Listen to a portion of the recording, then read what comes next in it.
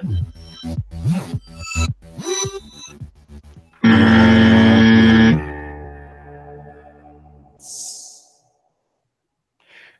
Thanks, Kevin MacLeod, for the theme song. And before we get into it, of the Clan MacLeod.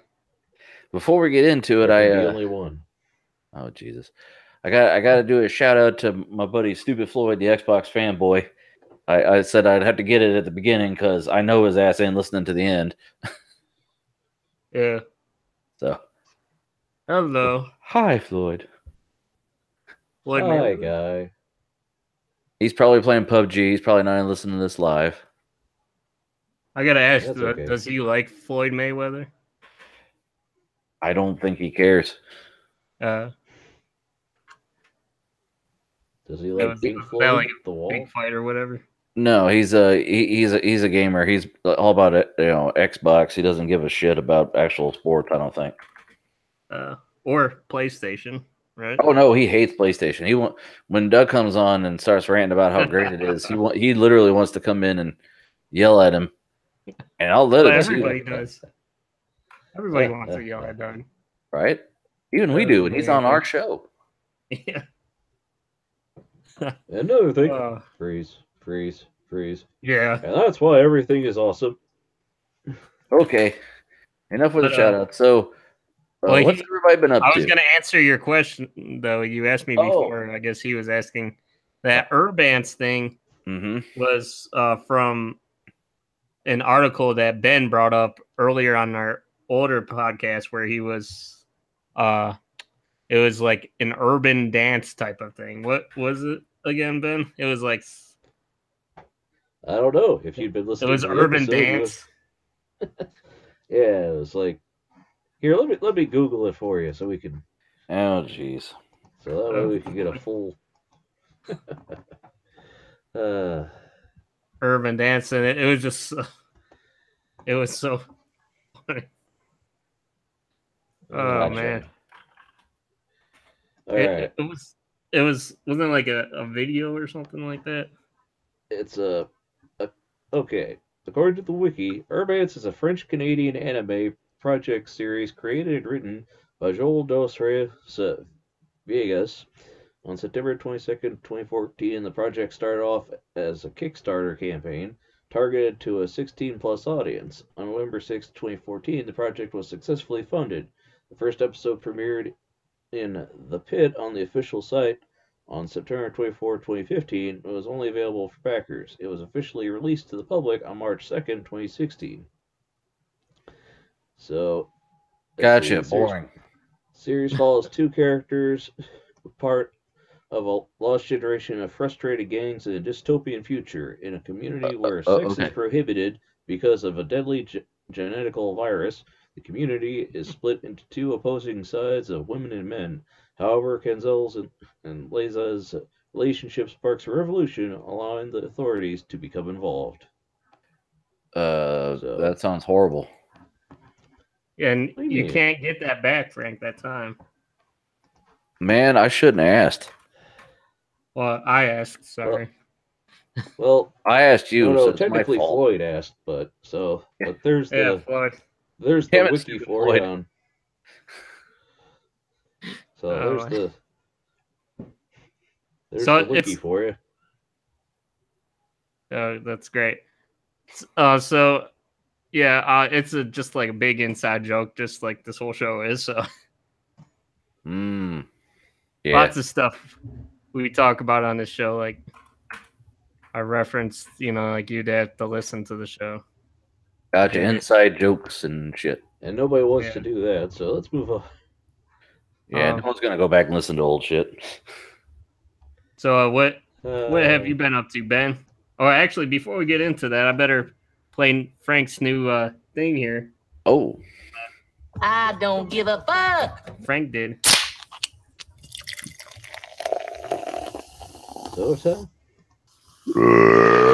Soda Talk with Frank and Ian.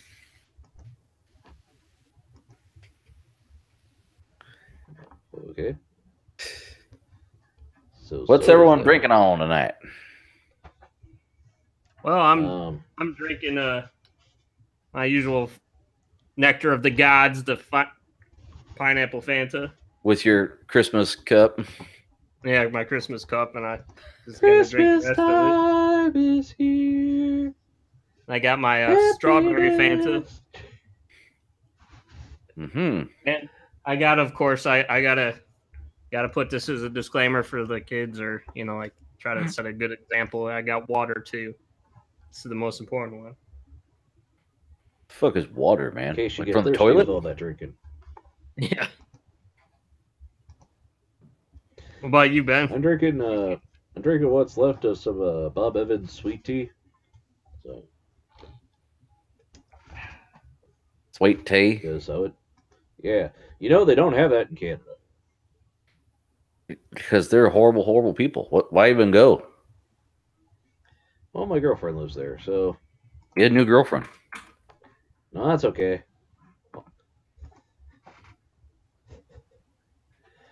I like her What too about much, you? Frank. So Yeah, you likes her too much. I mean, it's like saying, "Oh, just get a new kid." I'm finally cracked open my 2-liter of Mountain Dew ice. Ice. 2-liter. Are you gonna finish that tonight? I could. No. Now, where does that stand on like compared to like the Surge and other? It's like Sprite. It's not as good as Dew Shine. That was my personal favorite. Yeah, I was gonna say Dew Shine. That's your number one. That's the go-to. But it'll do for what it is and all that. I thought Crystal Pepsi was your number one. Nah, I as much as I like it, it's still a Pepsi product.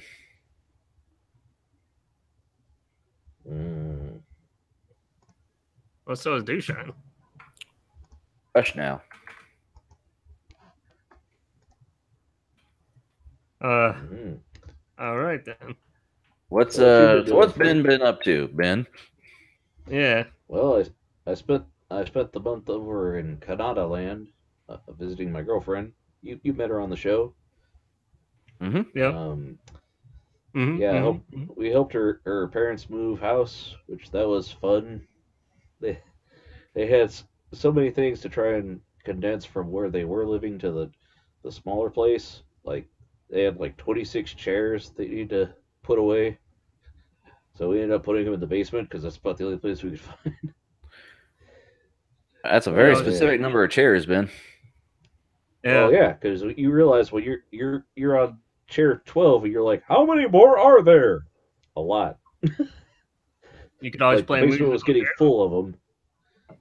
It looked like I was gonna start a bunch of poker games. There were so many chairs. I was getting creeped out. It's like, let me out of here. Face. They're outnumbering me. I don't like this. Gotcha. So, how long were you in Canada land? Did you forget your native tongue? Eh? No, I was there. What's that all about? Hank. Oh, tell me she doesn't say that shit. She doesn't hear it, but she says that shit. Well, she said it the time that she didn't say it. I don't say that. Right. What's all that all about? But anyway, I was there from, I think, the 23rd to the 18th. I was going to go the 22nd, but then Winter Storm Toby hit. Yeah, that was a pain in the butt. Well, okay, well, what's that in U.S. days? I was there for about a month. How about that, Frank? Oh, do they have months in Canada, Ben? Yes, Frank, they have months in Canada. It's also very cold. But did you know they only have gravity 4 hours out of the day? And the atmosphere is made out of helium. I don't know. What's Ian been up to? What have I been up to? Well, first of all, we're talking about weather and stuff, man. I've been hating this weather, dude. It's been like It's almost about to be May now, and it's like we're getting 70 one day, and then the next day it's like snowing, and then we have like a tornado warning and stuff. It's just fucked up. It's Ohio, bruh. Yeah, but this is pretty extreme even for Ohio. It's Ohio, bruh. Thank you, global warming. Because who needs grandkids? Am I right? I mean, I'm not probably gonna have any.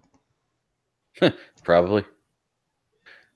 I don't think so. I was saying the grandkids won't get to make it because, because I'm not gonna have any.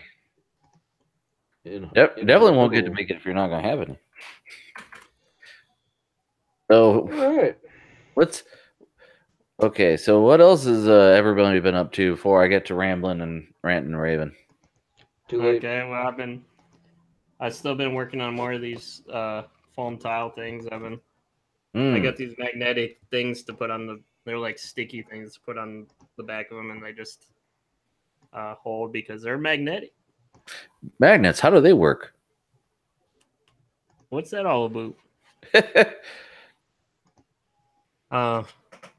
Yes, so I've been working on that. Oh yeah, I wanted to get your opinion. I want to get these in like a week or so. I want to get I've been thinking about getting some Bluetooth headphones. Mm-hmm. Yes. What was the kind that you got? I know you didn't like, they weren't the best or whatever you said, but yeah. Well, the ones I've been using that my wife got me are some skull candies. I think really anything with Bluetooth, was it 4 or 4.0 or whatever, is the best one. Yeah. Well, like I was looking at this one pair by Pioneer. It has it's got like that new thing, that new kind of codec or whatever, that aptX or whatever. Where it gives like a better sound quality. But here's the Amazon link I was thinking about.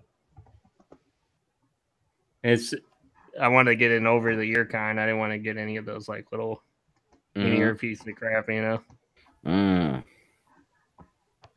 They look pretty good. They could be. You could do it either wireless or Bluetooth, or you could put the wire in there. And they might be better than these Audio-Technica. Well, they make what model Audio-Technicas are those? It's just the M40X. Oh, I was gonna say the M50X. They make an adapter for them. Well, actually, I was meaning to say I did find the adapter for these. That this must have just come out because I haven't seen these before. They're a little bit. It's a little bit smaller, but it's a Bluetooth adapter and amplifier for the Audio-Technica.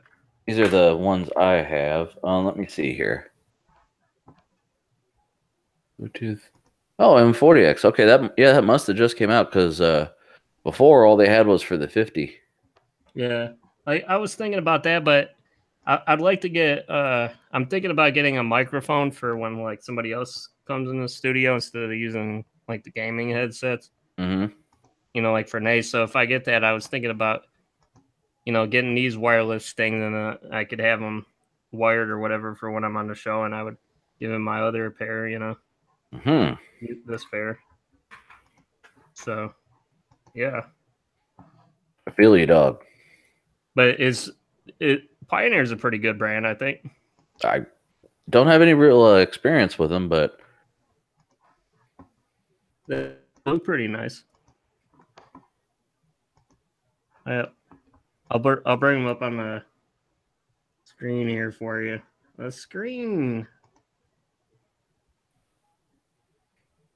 Ooh, look at those guys. They got left and right ears. They had different colors. I think the black would be probably the best, Yeah, black does go with everything.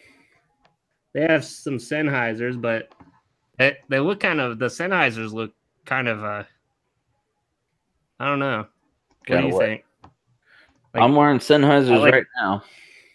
I like the thicker band, like the headband. It looks like the Pioneer is like more cushioned or something. This is just like it's like a lot thinner. Mm-hmm. It's cheaper though. Yeah. I mean, you could really get any headset with a is it 3.5 or whatever headphone jack, and just run a Bluetooth adapter. Right, you could do that. So you can rock whatever headphones you want. Yeah. You're not, bound. The main thing is I wanted to get a second pair anyways, so well, I mean, if they're just like to kick around and have, then the cheaper the better. Yeah. I have a little $20 set that sounds okay, but the like the pleather's coming off of them, and I get black shit all over my ears and stuff whenever I wear them. And they were $20. They were the ones that I used to wear on the show way back when. Yeah. I was on my iMac. Ooh.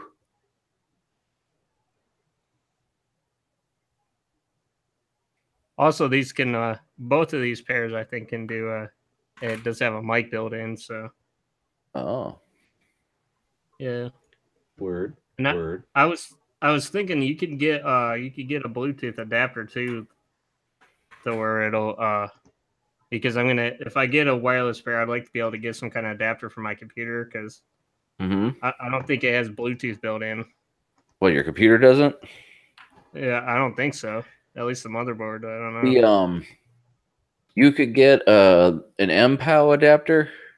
The letter M, POW, POW, and you buy 2 of them. You can have one to send and one to receive, and use them because one of the guys I watch on Twitch, he does a head cam, and while he's walking around, his earphones are connected to one that connects to his computer, and he does like 13-hour streams and doesn't lose signal. I don't know how often he has to charge though. Well, I was looking at this one. It can it's a transmitter, and then it can do you could do either the analog outputs for it or it has like a mini USB where you could just use a cord to go to your computer if you wanted.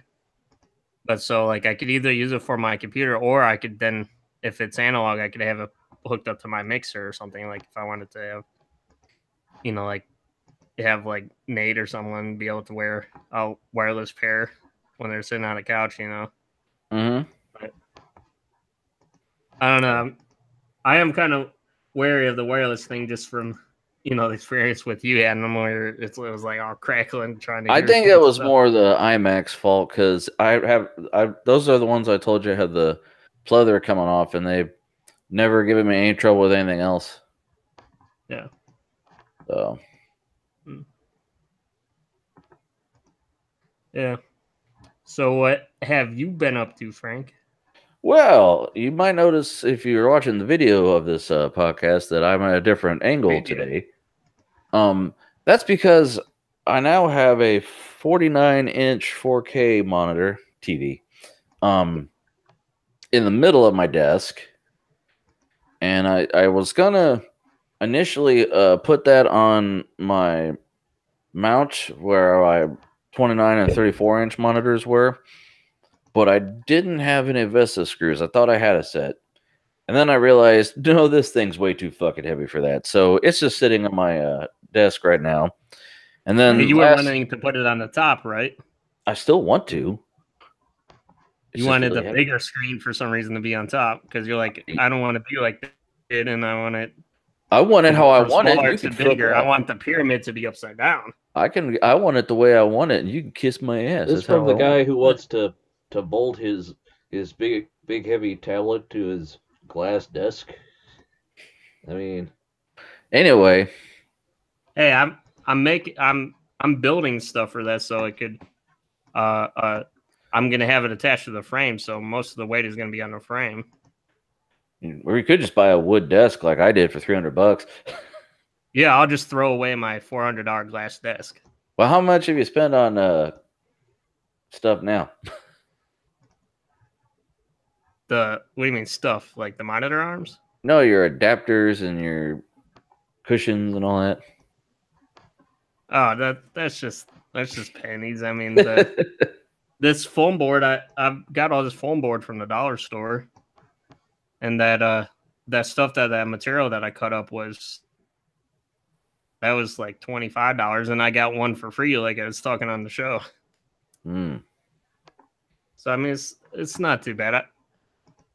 It's just I'm just trying to be as careful as I can with it, you know. Right. So speaking of glass, I mean, I'm not stupid. I wouldn't put a giant TV on there. That's for sure. Right. Well, see, the thing is, speaking of glass, right? So, Ben? Yes? Can you not do that next to the microphone? I don't know where the microphone is. It's wherever that sound's coming from. He doesn't have a microphone. I'm using my headset, Frank. Okay, anyway. Everywhere. Anyway. So I got the hair up my ass last night to finally drill the hole in my desk. Did you drill the keyboard holes? One hole. Or the keyboard and mouse hole? Yeah, so, well, the mouse plugs into the, there's a USB pass-through on the keyboard. Oh, yeah, that's right.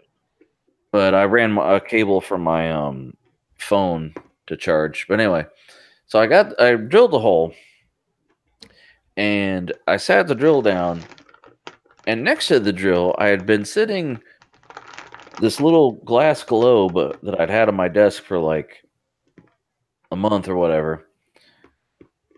And I went to put the drill down, and it just, I had it out of the way for a month or while I was, getting all this shit ready.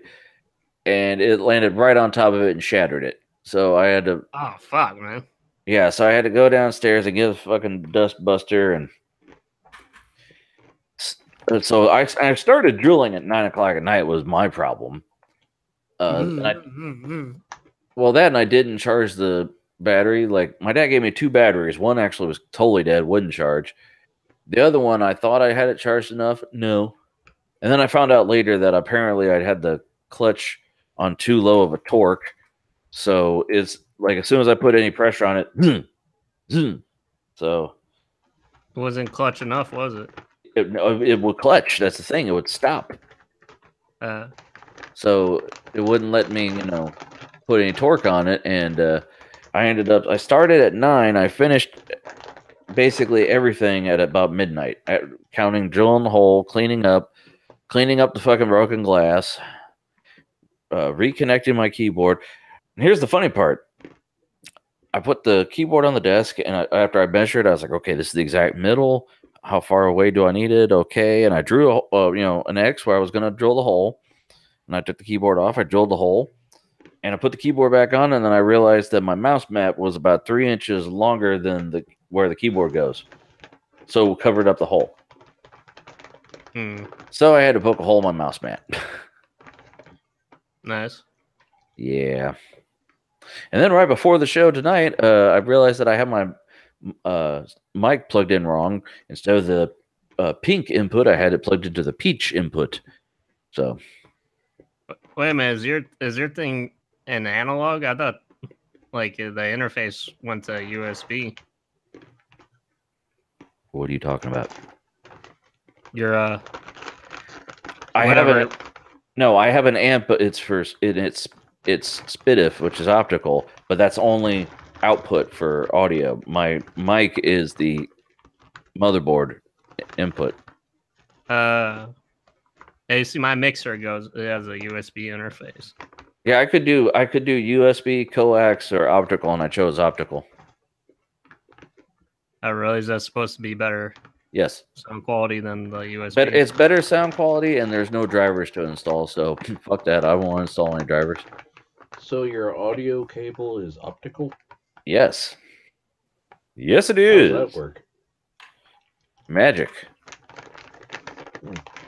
SPDIF. I know what he's talking about. Yeah. Yeah, Sony PlayStation interface or something like that is what it stood for originally, I think. I don't remember the exact. Sony, it's SPDIF. I can't remember the exact. It has to do with Sony.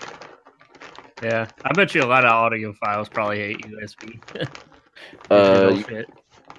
They hate drivers because if you're a tweakeroonie where you like to get different DACs and amps just to see what they sound like, solid state versus digital, then if you got like 4 or 5 of the fuckers, drivers suck. It definitely seems like if you're going straight analog, that there's like hardly any, like lag or offset or anything with it. Whereas digital, you might have slight,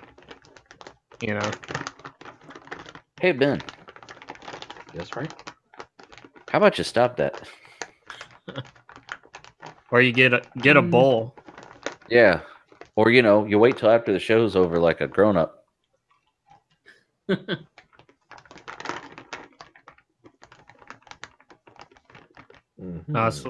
Solange is...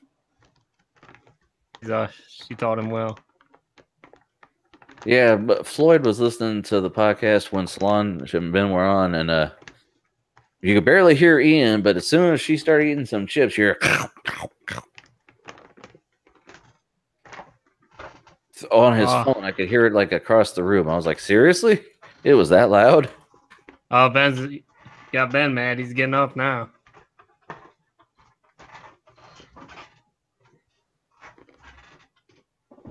Hi, Broseph.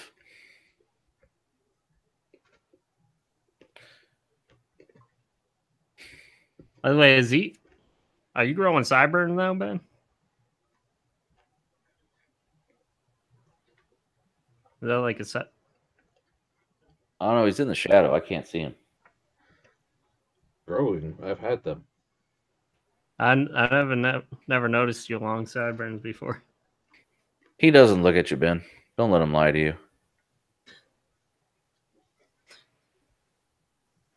I'm sorry, I didn't gaze into his eyes. I've been away for a long time, and I need to get a haircut pretty soon. So they might be a little shaggy. Shaggy too, dope. Right? Ooh. White Sox scope. Right. So. Yeah, Frank. So you're not your camera angle though. You can't mount any camera on any of those your center screen then, huh? I don't. Probably too high. Well, I could, but then I'd have a camera right in between my 2 monitors, and it would look stupid. Before there was a gap because the actual ultra-wide monitors have a joystick paddle on the bottom that makes it stick out like an inch, and that was okay to have a camera right next to that because it didn't fucking matter. This, no, it's just on top of the TV, and there's another monitor, so no. I just stuck it over in the corner.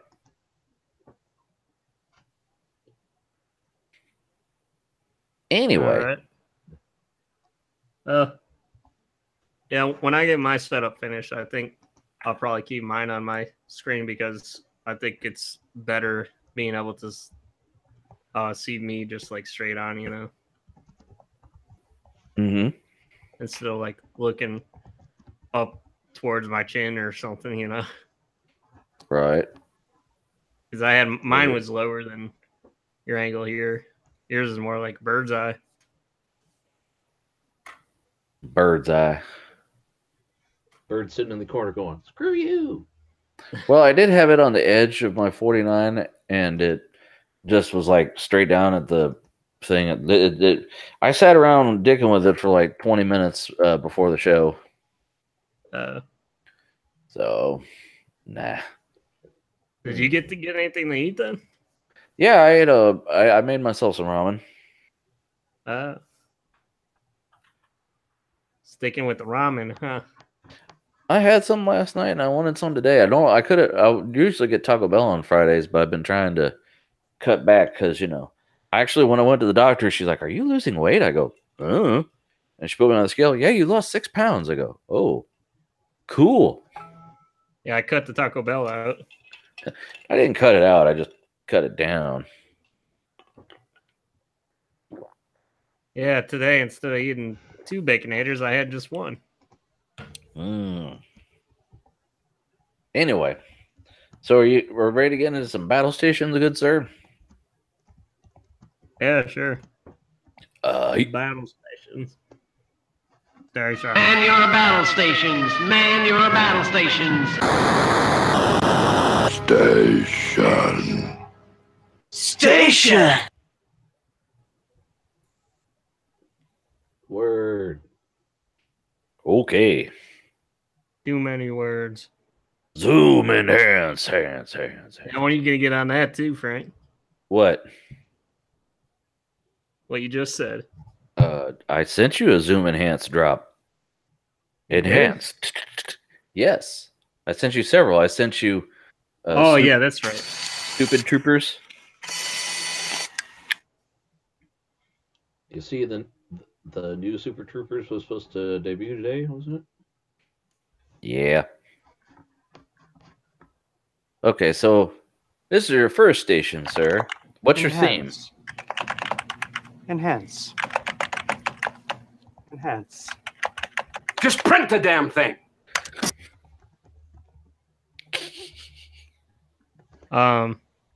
Okay, so last minute I decided to do some music themed stations. Musics. I like musics.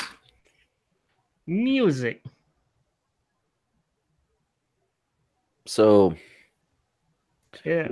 What do you like about this station, Ian? Well, it didn't suck as much as the other ones.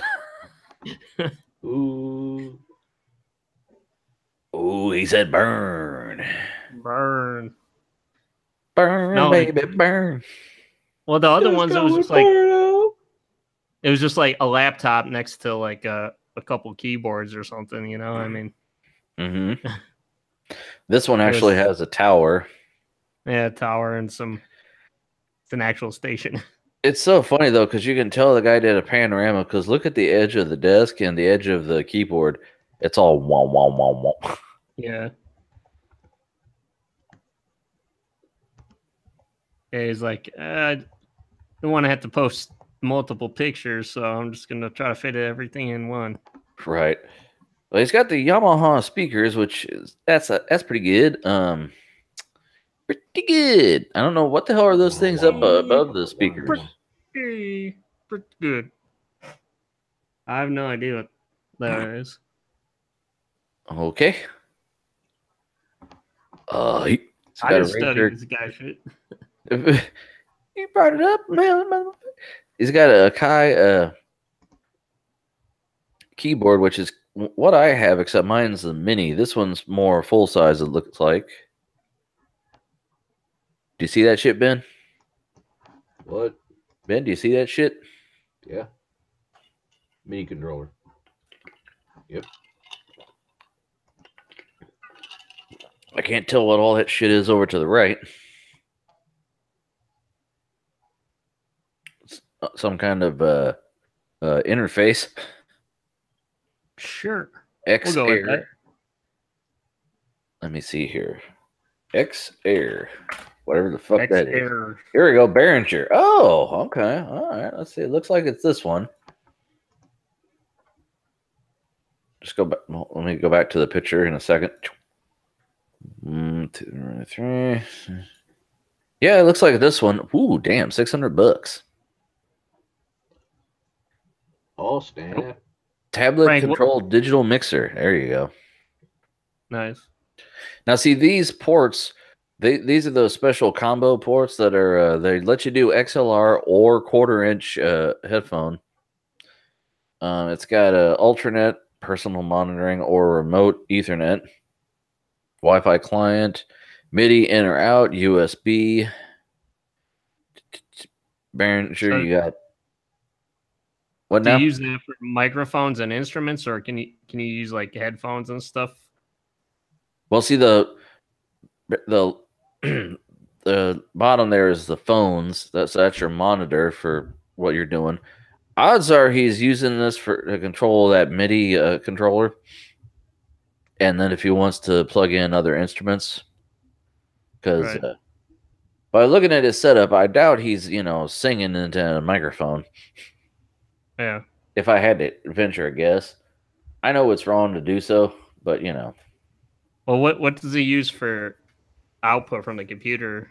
Does he use some kind of amp or DAC or whatever separately from that? Well, there's this thing down here underneath the Behringer, but I can't fucking read that. Feynman? I can't. Forshman? George Foreman grill? What? Yeah, can you read what that says, Ben? I mean, I gotta take a look now. No. Yeah, I can't tell. I'm assuming that that's what that is. Because he's got a little rack here with the Behringer's rack mounted, and then whatever this thing is underneath, which I'm assuming is the amp for these. Well, see, these speakers are technically powered monitors, so all he would need would be a preamp in this instance.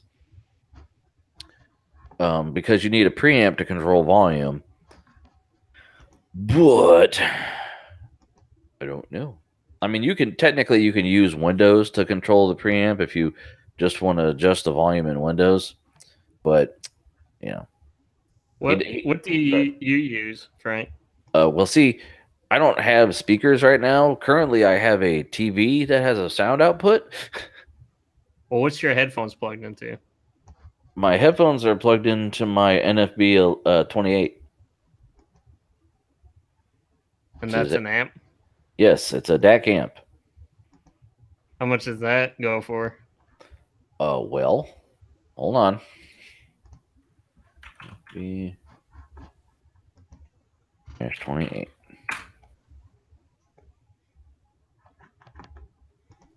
If you were to buy it new, they're only $680 now. They went down. They were $7 something for the newer edition. Okay. But look at them guts. You say you got a deal on it though, huh? Yeah, mine was less than this one is new. I almost got, there's an American-made DAC amp with a balanced output that I almost went with, but I got this cheaper than that, so I'm pretty happy. All I'd need is some XLR cables and some speakers. I'm thinking about getting some JBL LSR 305s because they're fairly cheap. What, for your speakers? Yeah. Okay. Well, do you have to spend like over like $500 for a good amp, or is there cheaper alternatives? Yeah. There's whatever you want to spend, boss. There's that's part of the game of the whole audiophile thing. You play with what you can. You can get an amp for $100. Okay, now you're going to. So like how much better is it going to make your headphones sound? You can't say better. It'll make them sound different. Everybody's ears, audio is subjective, just like art. I see. Some people love the Audio-Technica M50Xs, and some hate them. So, yeah, I mean, I could kind of see that because like some people they like, like the highs or they're sibilants. Like what are you more of a fan of? Like what do you listen for in your audio? Well, I like I hate to admit I do like some bass if it's for music, but bass. Yeah, I've got pretty neutral cans. They're a little more bass heavy than the 600s. 600s have a smaller. Is it smaller soundstage? I don't know, but Yeah, I don't know. I like all kinds of crap. I like to try stuff out. I'm still trying to define my own personal interests. Well, I think everybody can agree. It's as long as it doesn't sound like you're talking through a phone. Right. I need to get that Howard Stern's megaphone thing. Kill, kill, kill the white man. Whoa, wait, what? Mama, I can move with you. Oh, You remember that? Yeah, I remember that now. So this guy, ooh, guitars. Yeah, these are getting a little bit better, I think, in my opinion. Too bad his camera is a fuzzy potato. Well, hey, that guy, I was gonna say that on the last guy, he could have definitely put some lights on. Well, you know, then we probably would have seen a rat's nest of wires. So this guy, he's excuse me, got some guitars, that's for sure. Yeah, he's got a Gibson acoustic, a Fender Strat there. Looks like a Herman Miller chair. He's got a Mac Pro, like Ben's old one. Right, Ben? Isn't that what you got? Doesn't have the trash can one. Yeah, that Hanging on a trash can. And then he's got a KRK monitors. I'm not sure of the size if I'm just looking at them. He's got a musical keyboard next to an Apple keyboard. But at least it's one of the Apple keyboards with actual fucking keys on it. He's got a nice little rack system here that I can't tell what all crap he's got. And now $500-600 sounds like a lot for me for like an amp or whatever, but like that's like bottom of the barrel for like guitars and stuff, isn't it? Well, it depends on what you're trying to do. Because if you just want a little practice amp for your, bedroom, something to pluck on and you can hear it, then you can get away with, $100 for the whole setup if you don't care about the quality of the guitar and, the amp. But I have, the big ass professional half stack that's got 4 speakers and a cabinet, and it's I don't remember exactly the cost because I've had this shit since high school, but it's just like headphones and stuff. It's what you want to put into it. It looks like he also has a turntable in the back here, if I'm looking at this right. Dell monitors. Some like famous guitar people will actually shave wood just to dial in the sound from their guitar. Well, like Yngwie Malmsteen would do what he would call a crescent shape to his frets. He would whittle out, so instead of a flat piece of wood, it was moon shaped, and that way he could. He said he could play with a lighter touch, where he would just barely touch the string and it would go down into the neck. Other people go crazy and carve up their guitars. Van Halen had a Flying V that he cut. No, it was an Explorer or Flying V. And it was a big guitar that he cut a big chunk of the body out of to make it look cool. And he says, "I wish I never did that. Ruined the sound of the guitar." Because wood is it creates the sound of the instrument. Even on like a Strat that's just a big board, basically, it's the wood still creates a lot of the sound. You wouldn't think it does, but it does. People don't think it'd be like it be, but it do. That's why I was asking, because I heard Van Halen would do that shit, I mean, he did all kinds of crazy shit. When he came onto the scene, the bottom fell out of the vintage guitar market because people were buying old Les Pauls and shit and hanging on to them, and they were worth thousands of dollars. And then he came out with his little shitty Strat that he put together with a couple Seymour Duncan pickups, and you couldn't give them away. Well, like if you just took like a piece of like a 2x4 and just like nailed in some guitar strings, that like wouldn't work, would it? Well, the first actual Fender was a big railroad spike. Oh, really? Leo Fender was actually an engineer. He wasn't a musician by trade, so he designed the guitar and then had actual guitar players come out and tell him what they thought. But I mean, they make there's a concept called cigar box guitars that are literally a cigar box with a board nailed to it. Like, hold on. I saw a well, I want to say it was a documentary, but it was a thing about guitars with they had the Edge from U2, Jack White from the White Stripes, and Jimmy Page, and they were talking about guitars, and they showed Jack White. He took a big piece of wood, put two nails in a pickup on it, like, you know. See, and this is, like I said, a cigar box guitar is literally a box that cigars come in, and they put a pickup on it and some strings, and it's more about using a slide because you get the it sounds like a slide guitar, you know, and in these they don't even have all 6 strings; they just have enough to get the meat of the sound, you know. And this one, Jesus, they even got that what do they call that? The resonator right in the middle to make the sound even more twangy and whew. Looks like an old clock radio for an amp. But yeah, people would make those, you know, if they had no money, you know, blues guys, they just make them themselves, and you know, it gives the instrument some soul. Right. But I mean, in any case, it's the cavity, you know, like the space inside the thing that gives it the more sound, right? The cavity provides the resonance, but the actual body is what provides the sound because it's how it absorbs. It's just like an echo of a room. Do you hear the echo? If it's a big empty room, it sounds different than if it's a room with, say, carpeting. It's all about, you know, the wave sound is just waves reverberating off of stuff.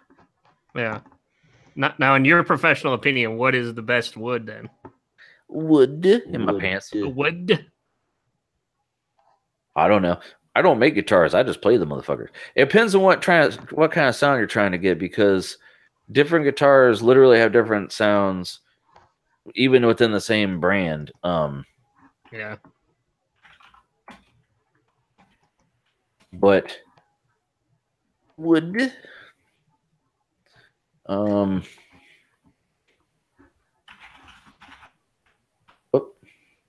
I'm sure wood that's like really porosy and like rough wood, you know, like plywood or something, is probably not as good as something like really fine and smooth.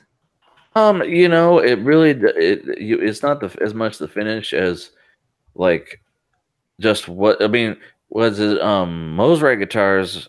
Or is it Mosrite? No, not Mosrite. Those whatever the hell Jack White plays, they're made of plastic. Oh shit! And they, you know, for whatever reason, you know, they have a different sound. People like them. I don't know. They don't stay in tune, and they're, you know, a bitch, but whatever. They're fun. They're different. It's just so crazy how like any kind of like anything that's like man-made anymore has gotten so complicated where like you can't say what thing is better, you know, like audio files, music, technology, you know. It's like even computers, you just say it's like, oh, what's the best computer you could get, and it's like, well, it depends on what you want to do, you know. Right. It's what you want to dial in, Jack.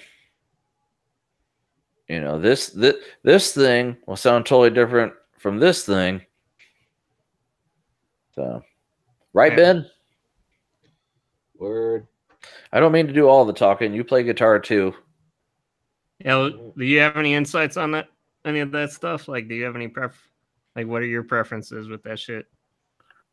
I like a guitar with a nice humbucker, personally. And I've got an acoustic electric here that's pretty decent for electrical plucking around. I would pick it up, but I don't want to pull a Frank. So I work out. Does like the actual pain and stuff, does that even affect the sound at all? That's more for aesthetics at that point. I mean, it's a matter of, you know, what's the body made of, is if it's hollow versus if it's solid, you know. That kind of, more physics stuff that affects the output of the sound, and then you also have mixers and amps and preamps and all that fun stuff. Yeah. Don't say.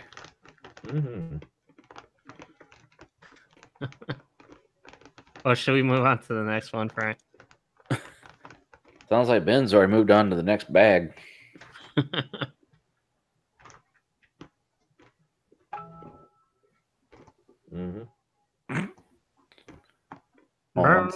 I had a. Night. Oh, that's you. No, that was Ben. I said no.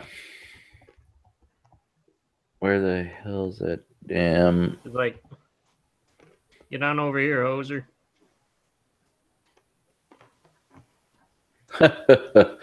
Good night, hosers. Your third station for the evening. Ooh. Yeah.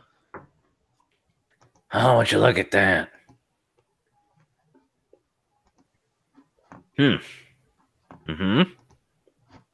Uh-huh. Is that where's that those MIDI? Yeah, MIDI that's one. That's a MIDI controller there. Those little light up pads are literally like they're just little pads like what do they call that? They're like in when you play Dance Dance Revolution, and it can tell how fast you're hitting it. Little synth beats. Yeah. Now over here to his right, he's got a trash can Mac. No, I did not notice that. Trash can. Yeah. Coming on the street. Barefoot Micro Main BS. Never heard of those. Excuse me. Excuse me. Trying to figure out. Why this isn't the smell-o-vision. Shut up. Future Sonus Parva.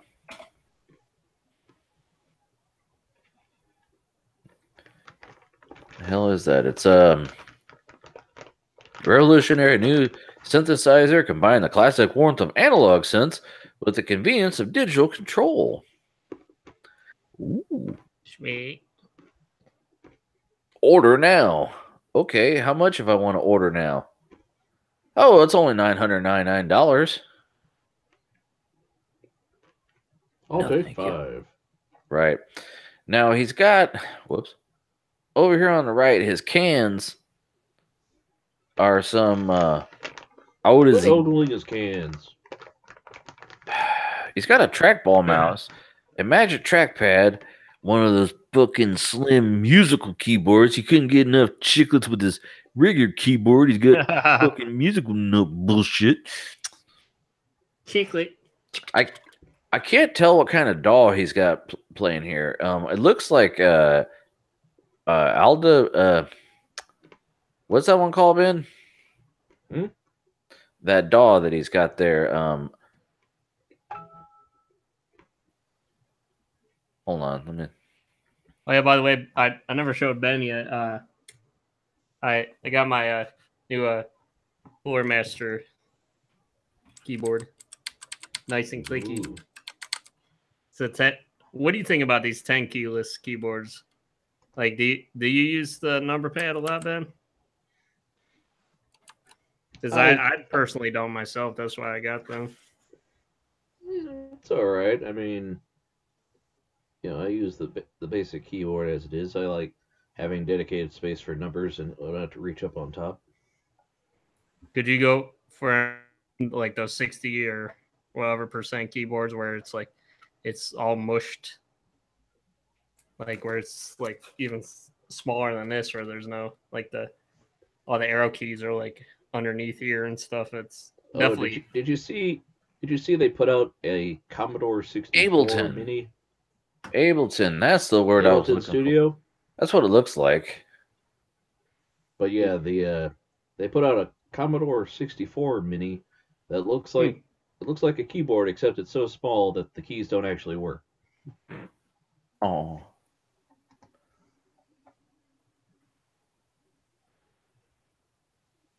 I was just trying to do an image search. It might be Ableton. I don't know. I'm not that familiar with the software. But DAW stands for Digital Audio Workspace. This software where you drag and drop your audio files and change stuff.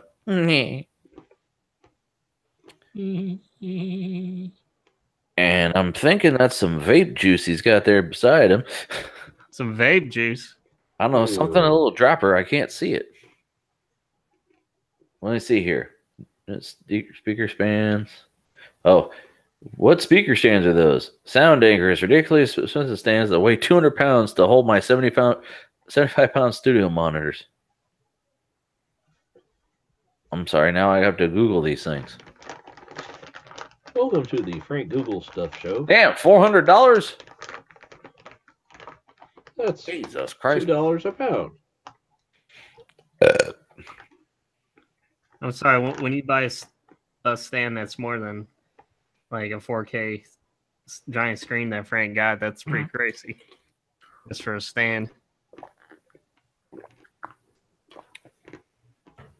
Yeah, I've never heard of those speakers before. What did I say they are?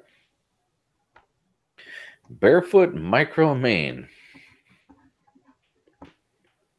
I mean, dude, it's a stand. It's like pretty much a metal pipe, right? Well, I mean, could be. What is it? What model is it? Whoop. So they're 35. So they're from Barefoot Sound. Barefoot Contessa? What? Tweeter cabinet. Oh, they don't even list the price.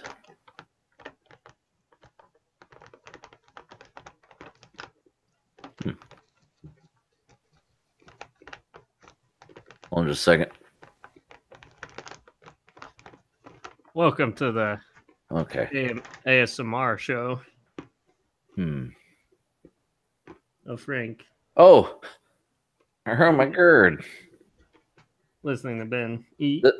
This site here has them for $8,495. So if you pay that much for the speakers, I guess $300 for the stands isn't that ridiculous?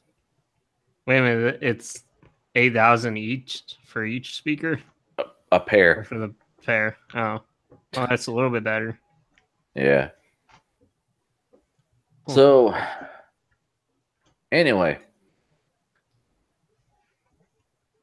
So out of the three, I have to say I prefer this one. Really? Chair looks more comfortable. Got actual guitars. My dog's pouting because I'm ignoring them at the moment. Oh, you can pet him. No, they're in the next room. I can't do that. Oh, you don't let them in the room there? There's no room in the fucking room, Ian. There's a king size bed, 2 desks, and a bookshelf in here. Where the fuck is the dog gonna go? Where did you go? Just in between the desk and the bed.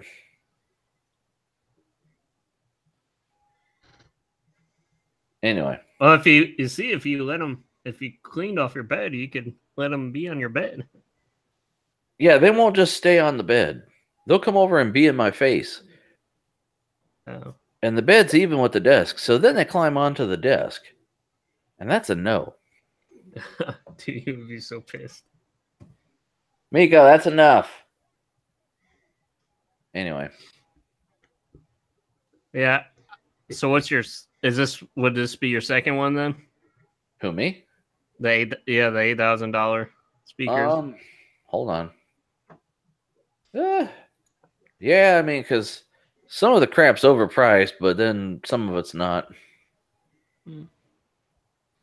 Ben Hameen? Well, before he goes, I'm going to say that I'm 3, 2, 1. I think it looks the third one looks pretty clean and stuff. So you just like all the money he spent on it. I didn't know how much. I was gonna say that's. I figured that's what everybody was gonna vote on first before I even knew how much the speakers were. Yeah, I'm a say 3, 2, 1 as well, because he's got, stuff for making beats, and then those 2 monitors right in the middle, the keyboard, and a good speakers for sound. The guitar one is all right, but you can do whatever with that. And then you it's just like he's got. I mean, you try to dangle some guitars in front of there for you to try to get you to like it. Huh? Yeah, and then the first one. I mean, that's the bare bones setup for but compared to all the rest of them. So yeah. All right. So what's the internet say though? I don't know. I closed them all already.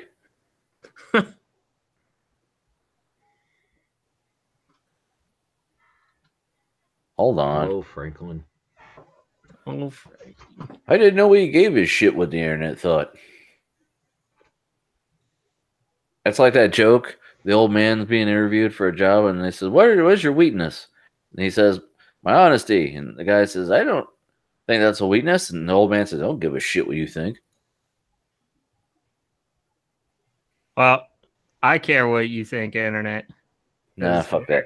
How you get our show, and you can send all your complaints to Franklin. Go ahead.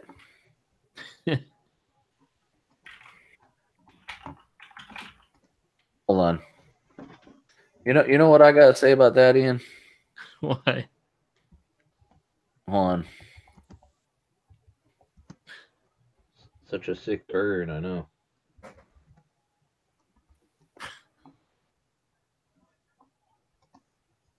Yeah, what are you gonna respond with if somebody with a complaint? Here you go.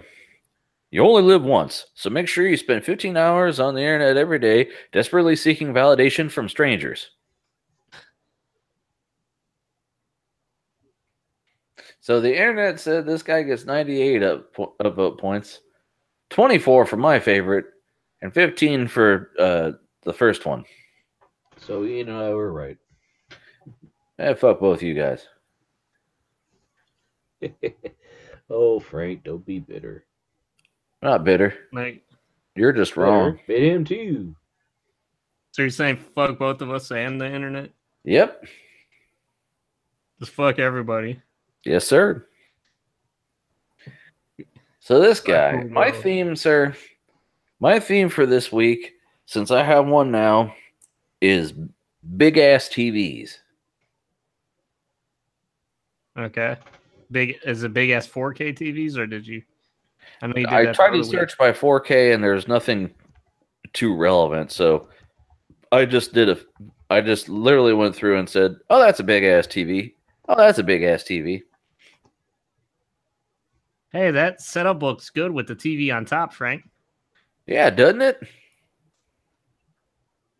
Too bad you don't have ears like that. Yeah, well, he has it mounted to the wall, and I'm not going to do all that. He does have my modem, it looks like. Miko, that is enough. Can't quite tell what size his Yamahas are, but probably the 7s, which are technically 6s. He's got a Focusrite audio interface. Bless you. Thank you. Looks like a Switch and a Wii U thing. Yeah, he vapes. Now, see, this is like okay until you see one part.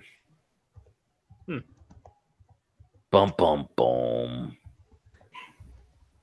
You see all that mom's spaghetti down there at the bottom? Yeah, and is that like a Kmart table or a Walmart table? It could be a folding table. Nothing wrong with that, man. All that shit fits on that fine.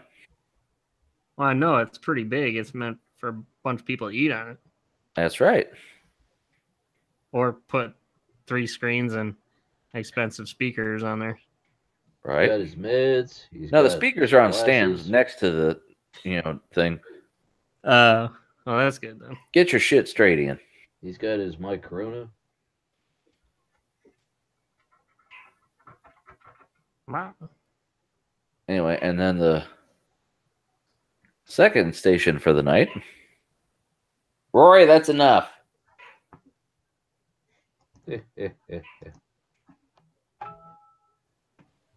Now he has a big ass TV, and look, Ian, it's up top. Nice. Now he also has two horizontal, or a horizontal and two vertical monitors on the sides. But then he's got a sound bar. Yeah, I don't know about the sound bars though. Right? I mean, he's got speakers. Apparently, he has a toddler in the house. I mean, I'm assuming. I think that's a sound bar. I don't think it's a center channel. Well, you could probably use it as a center channel. Well, he's got like a sound bar up top. Never mind. I don't know what the fuck. Hello. Got a dog. What is that like a what? It's not like a pegboard or nothing. What is that like a? They just paint that wall or something black? I'm sure it's in the description there, Ian. We're just going one photo at a time, dog. Now he has two mice and two mice bungees. See, so it looks like he's a vampire, huh? Now that's just the first one. Oh, here we go. He's a vampire covering up. Got the black sheets covering up the windows. Constable desk, butcher black worktop. Ben, do you remember at AFP where you walk into the computer labs and it'd be like all dark? They have the windows covered and everything. Light. See, he put a board on the back, wow, so he could mount his monitor to it. It's what kind of board? I just said a board, Ian. Oh, it's just the board. I didn't specify. It's a custom build desk. He made it. Oh, okay. Nice carpentry job then.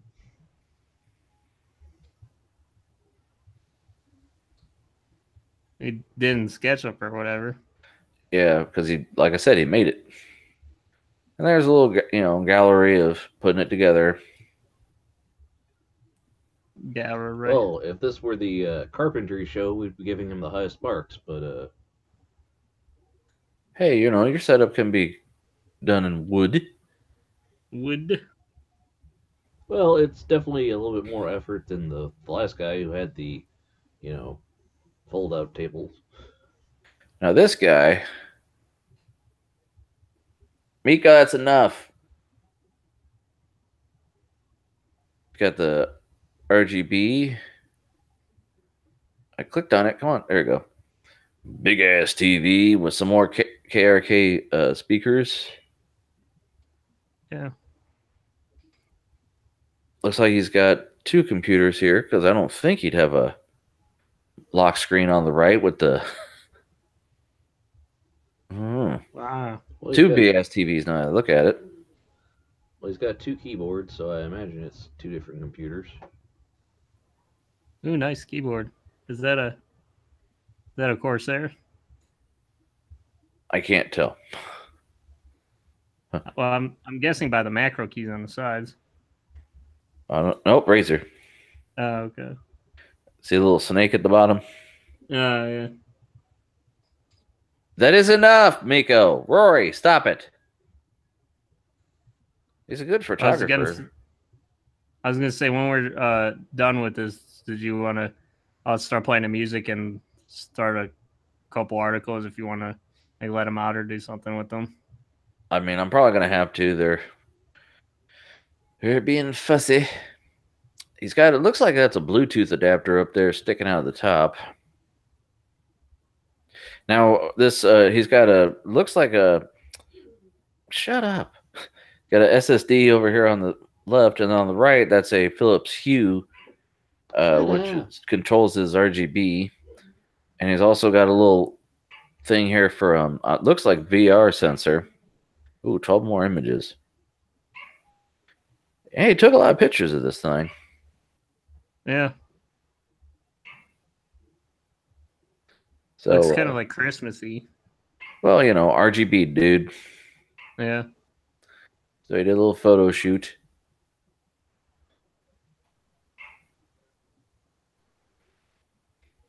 So those are my 3 stations. The SketchUp station.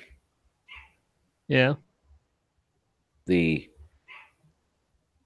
plastic desk station. And the full room station.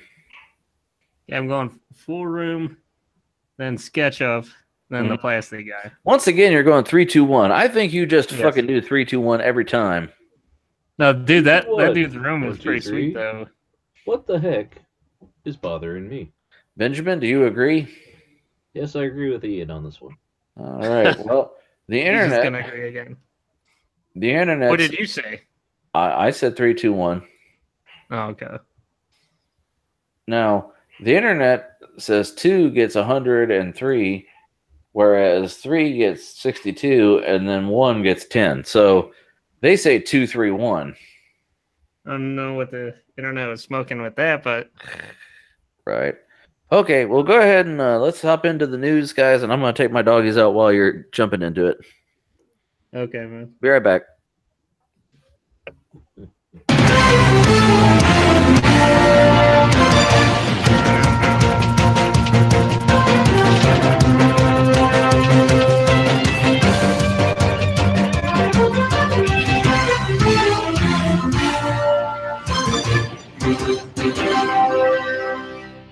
The news with Ian, Frank, and me, Ben.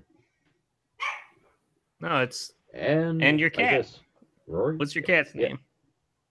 This is Hope, but she's being quiet. It's the dogs that are barking.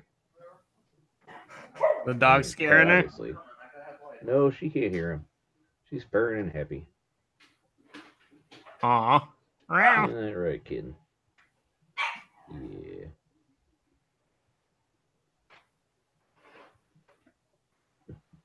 Is being hopeful? Oh, Ian.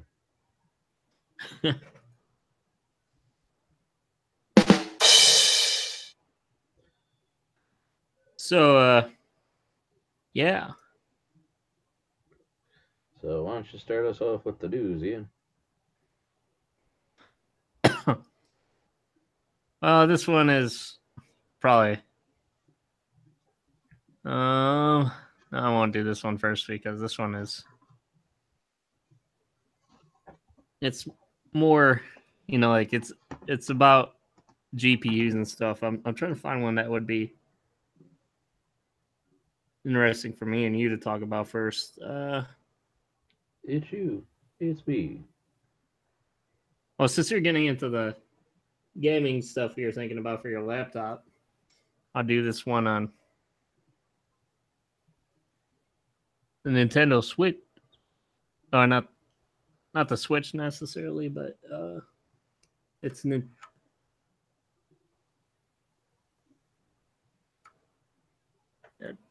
anyways, it's Nintendo's new multi-screen patent isn't just crazy, it might already hide in the Switch. So Nintendo, I guess it was like, I don't know if it was like leaked out or something, but they had like a new patent that came out for some new hardware from Nintendo, and it's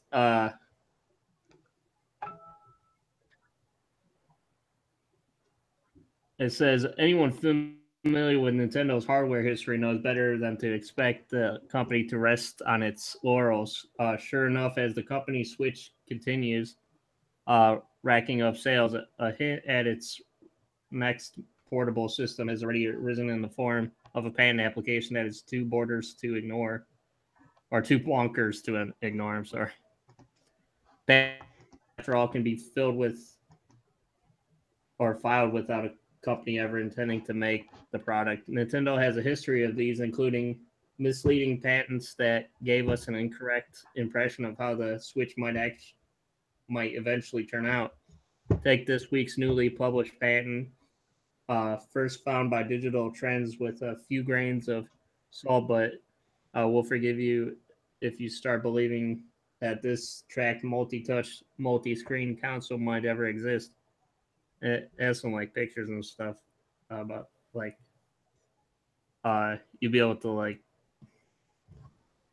it says Nintendo's new touchscreen multi-system, multi-touch concept as explained by a game idea want to send you adventure forward into dungeons. Use your finger to synchronize the position relative to a sibling system. The above gallery reveals how this game system would stand out thanks to its plurality of display units in combination with a high degree of freedom.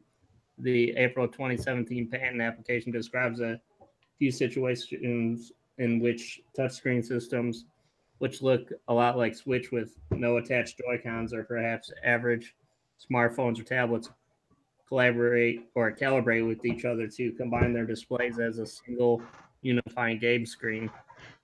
We see a few multi-screen orientations, including screen pairs that touch, screen pairs that don't touch, and larger groups of 3 or 4 screens with similarly unified displays. Two of the patent applications pieces of art show an even crazier concept: real-time recognition of any panel Z orientation. One example shows a bowling ball rolling down one screen towards another screen's bowling pins, thanks to the angle first panel is held. Another example shows an image unfolding correctly across 3 panels held at varying angles. The patent's language makes clear that Nintendo assigns no limit of screens and hardware to this multi-screen concept. That's because each system, according to Nintendo, would include specific processing instructions and beacon hardware to daisy chain them with compatible siblings. Yeah, so like they basically it'll like you could do like games like Pong or something with both of like with multiple Switch consoles and just do crazy like multiplayer type of stuff. What would you think about that? Well, I mean, the thing about patent things is like, they patent any idea whether or not it's ever going to happen. So, right, it's like we have no real clue, and is it this thing or might it be on something else? And it's like I kind of steer away from, the rumor mill until something comes out, because it's like every time, oh, here's some mock-up and here's a this and a that. It's like you just get your hopes up to be disappointed. It's like, oh, this is what everybody thought it was. It's just this. It just makes me think of my mom when she was all excited because there was a new market that was supposed to go into the local strip mall, and she was all excited driving past the sign saying that the Sunshine Market was going to open up, and then it finally opens up. She goes in, and it's a liquor store, liquor and tobacco. That's all they had. I was like, you're just getting your hopes up. You're going to be disappointed by reality, so just wait till we actually hear what's going on before I get excited. Right. Well, they were saying basically it could be possible with some of the hardware that's already in the Switch to be able to do this type of thing, but it might require some new updates or add-ons to be able to take advantage of it. Because a lot of times things are, like technology or whatever hardware can do certain things, but I guess like a lot of times they wait for a new revision of hardware or whatever to come out to be able to, before they decide to mess with anything, like there was, like things that are like, to like unlock things or whatever. I'm trying to think. There's something I was thinking of specifically where they were like you could actually do it with the old thing, but it was like hidden or something. A lot of times that happens, like where they'll purposefully hide things in technology just because it's not like perfected yet or something.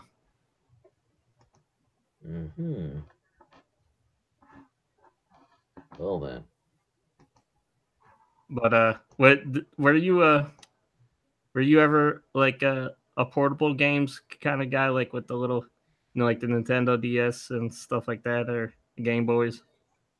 No, I didn't have a Game Boy or anything growing up. We only had like, the Nintendo, the SNES, and then a little while later a PlayStation. Oh, we had a PlayStation 1, and then at some point we got a PlayStation 2. So mostly consoles and, like a little bit of computer gaming here and there, but portable stuff like those things tend to be expensive. So because then you also have to buy the games for it. It's like that's a thing to keep up.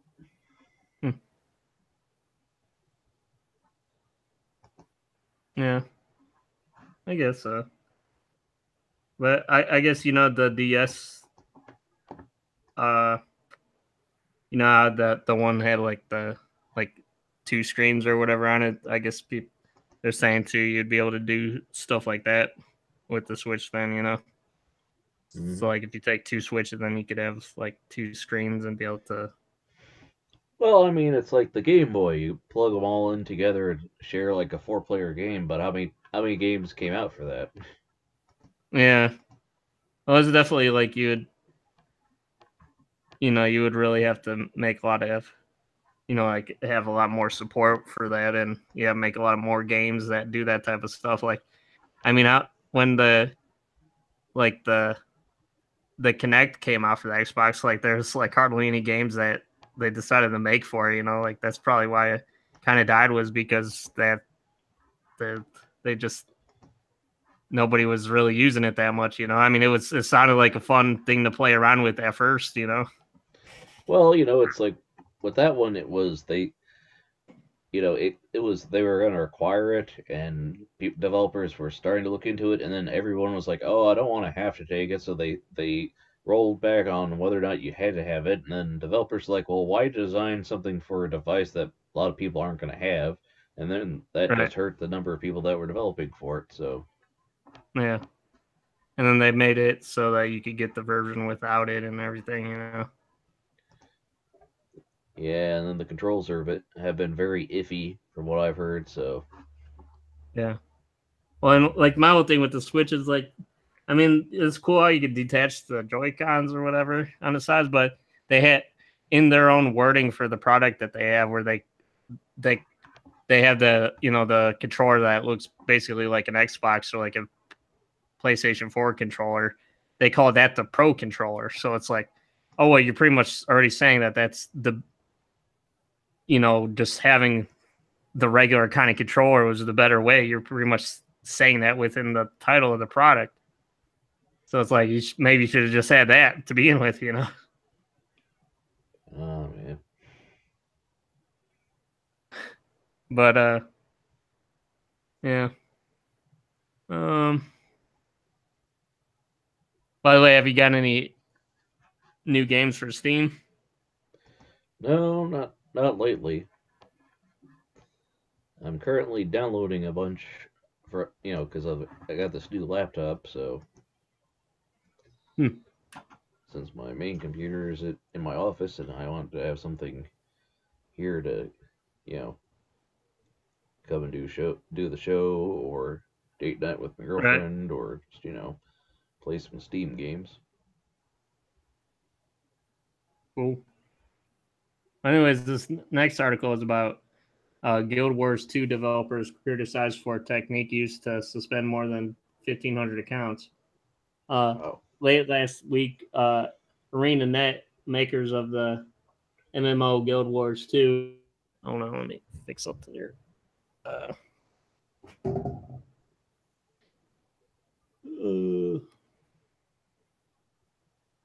They suspended over 1,500 player accounts. It's suspected of cheating. According to one of the players caught in the sweep, the studio accomplished this using what some users and experts are calling spyware to monitor people's computers for known cheat programs. Today, ArenaNet suspended 1,583 accounts involved in the use of illicit third-party software, quote-unquote. A representative for the company said in a forum post on April 12th. They said the suspension would last 6 months and not be open to appeal before going on to advise players to remove any illicit third-party software from their machines, least they become the victims of malware and or computer viruses. Wosar, a player based in Germany who also claims to be a security researcher, was one of the players suspended and used it as an opportunity to investigate how and why he was targeted.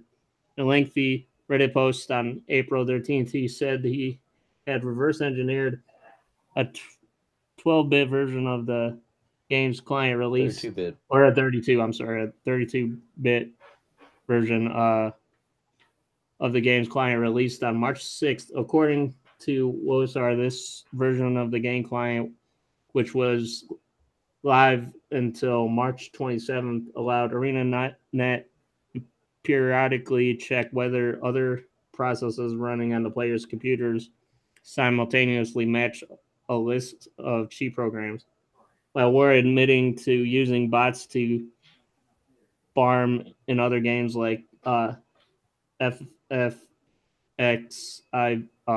or what is that? Final what is that? Fantasy 14? Yeah, Final Yeah, Fantasy 14 and Path of Exile. He said he's never used them for Guild Wars 2 because it's not as grindy. Instead, he believes his account was flagged simply for having the other programs installed on his computer and potentially running in the background. On April 14th, an ArenaNet rep posted a message on the game's forum saying that 1,516 accounts were suspended because we detected that the accounts were running Guild Wars 2 at the same time as one or more of the following programs over a significant number of hours during a multi-week period earlier this week. The post listed the cheat programs that recently checked for. Wosar had fretted that ArenaNet's approach could flag people who might be innocently be running programs the company doesn't like, even if they weren't using them on Guild Wars 2. I am working for an antivirus company, he wrote in his post. I have a ton of tools running that can be used for hacking games, Process Hacker, Cheat Engine, Wireshark, Okay. IDA. I'm back. Guess who's back? Frankie's back. Guess who's back? Frankie's back. Frankie's back. This time I have the door open, so hopefully that'll calm his ass down. Right. I don't know. Probably not. But, you know. So I miss anything big? Well, we finished one article and then we started talking about another. I skipped over the first one. It's about NVIDIA shit. I started talking about this one that was about a new patent that was filed from Nintendo for some new hardware that would enable you to use like join multiple, like screens or whatever to be able to play the different games. Like if they come close together, then the game would like connect or something like that. And so like you could do like games like Pong or like bowling from one screen to the other or whatever. And the article was saying also that it might be already, like that type of technology might already be in the Switch, but it would only need like some updates or whatever to it. But I was saying that I've noticed that about a lot of things with technology in general. Like they have like things in technology where it's like they'll like hide it because it's not like fully ready or whatever for until the next iteration. Have you seen that in a lot with technology and stuff? Like Android shit, maybe. Yeah. There's all kinds of crap, man. What do you think about that? You're all about joining screens, right? Screens. Like they say you could do like add 2 screens so it's like a DS or something like that, Sure. The more the merrier, right? Yeah. Well, are you into like the portable games? Like Ben said, you never really had like the Game Boy or anything growing up. Yeah, no. I mean, I had a Game Boy or two, or like especially those Tiger, things, but I didn't care. It's really boring. All right then. Well, like portable, you gotta put batteries in this shit, and like I even was like, oh, maybe I'll play some games on my phone. I got a bigger screen so I could do it. Nah, I don't give a shit. I like big ass screens. That's what she said. Yeah. Anyways, the second article is about it was similar to the one article that we did the other week, but it's Guild Wars 2 developers criticized for a technique used to suspend more than 1,500 accounts. And they're pretty much suspended all these accounts because they like, I guess, use a type of spyware to scan for like any other processes or programs that they deemed as like cheap programs or something, Huh. And I think that was similar to, didn't we do something like that for another game or something? Probably. They were like banning people or whatever because they had other cheap programs on their computer. Like, what do you think about that? Like, even say if you have a hacking program, but like you're not really like using them for that game, or you're using them for other games, like should you be, like just like swept up and just like, like banned because they don't like your computer programs, Well, I mean, and is that really right? Because that's kind of like spyware, invasion of privacy and shit. Yeah, I mean, well, it's their game, and they decide if they decide if you want to have the shit, you got to agree to their terms. Yes, it's a private company. Yes. They don't have to give you that shit. Well, I mean, I guess it depends on what you pay for. I mean, you'd always report them to Better Business Bureau if you're not getting what you paid for. Yeah, but if they think, the thing is, if they offer online multiplayer, then they're just trying to crack down on cheaters, which I can't front. I can't front them for that. Right. Because that just makes it, some asshole making a video for his YouTube channel, or fuck that. I don't need that shit. Right. So okay, and then the first article, I'll bring this up. This is about AMD GPU might get their own gaming brand under GPP. So basically, this is, I have Ulrich's video, that guy from Tech of Tomorrow. His was where is it? Gotta hear this. NVIDIA's response to the GPP, and they're saying it's hey guys, all welcome rumors. Whoops. It's all rumors. So basically, I guess they were saying that it's not true that they couldn't, like these manufacturers, if they joined this GPP partner program, that they couldn't make any cards for AMD then or whatever. But they do have to, like, they want to separate the brand, so like, you won't get in, you might not get like an AMD, like an ROG Strix like 580 or whatever. They were wanted to have like other brands. I guess they might have like an Aries or whatever. Did you hear about this? I have articles on it. Yeah. Now, what are your thoughts on that? Because it's like everybody, they know pretty much the Strix brand. That might as well be the title of their company, because that's their card, like what the fuck is Aries, Well, they've had it before, apparently. And this is just their whole thing to get around the GPP thing. Yeah. So, you know. But they're like, oh yeah, that's not true. That's like they can still make cars, but it has to be under a different brand or whatever. Yeah, that's stupid. But weird, like the Ori guy was saying that they shouldn't have been. They should stop being so secretive about all this stuff. They should have been like, well, hey, this is what you get X and Y and Z with this GPP program, you know, instead of having to finally come out after everybody's like all in an uproar and whatever, you know. You get what you get, and you get happy you get it. Right. Do you have any opinions? I mean, you said you have multiple articles, so I figured you'd have more. I mean, it was just for like people who were curious. It was like, you know, details about the Eris, you know, about the whole, you know, switch. Like you said, just come up with a different name so they could get away with blah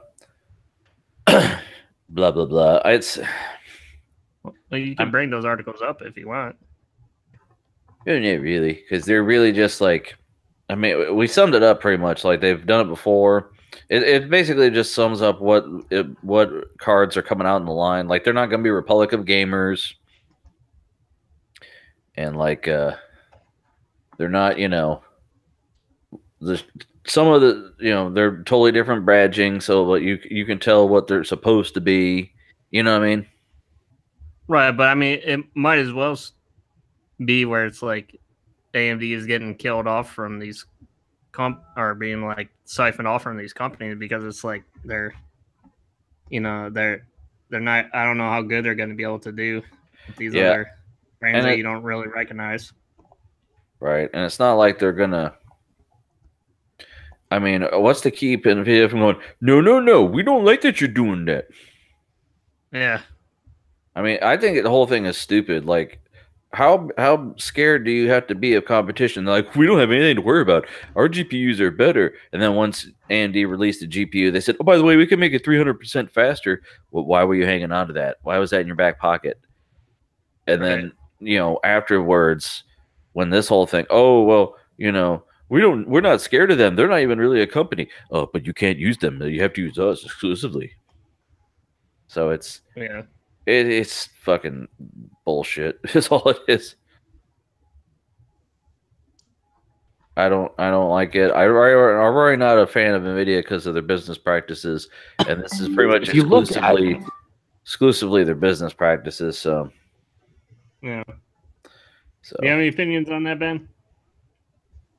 I'm not exactly sure what you're talking about. So, did you want to explain the?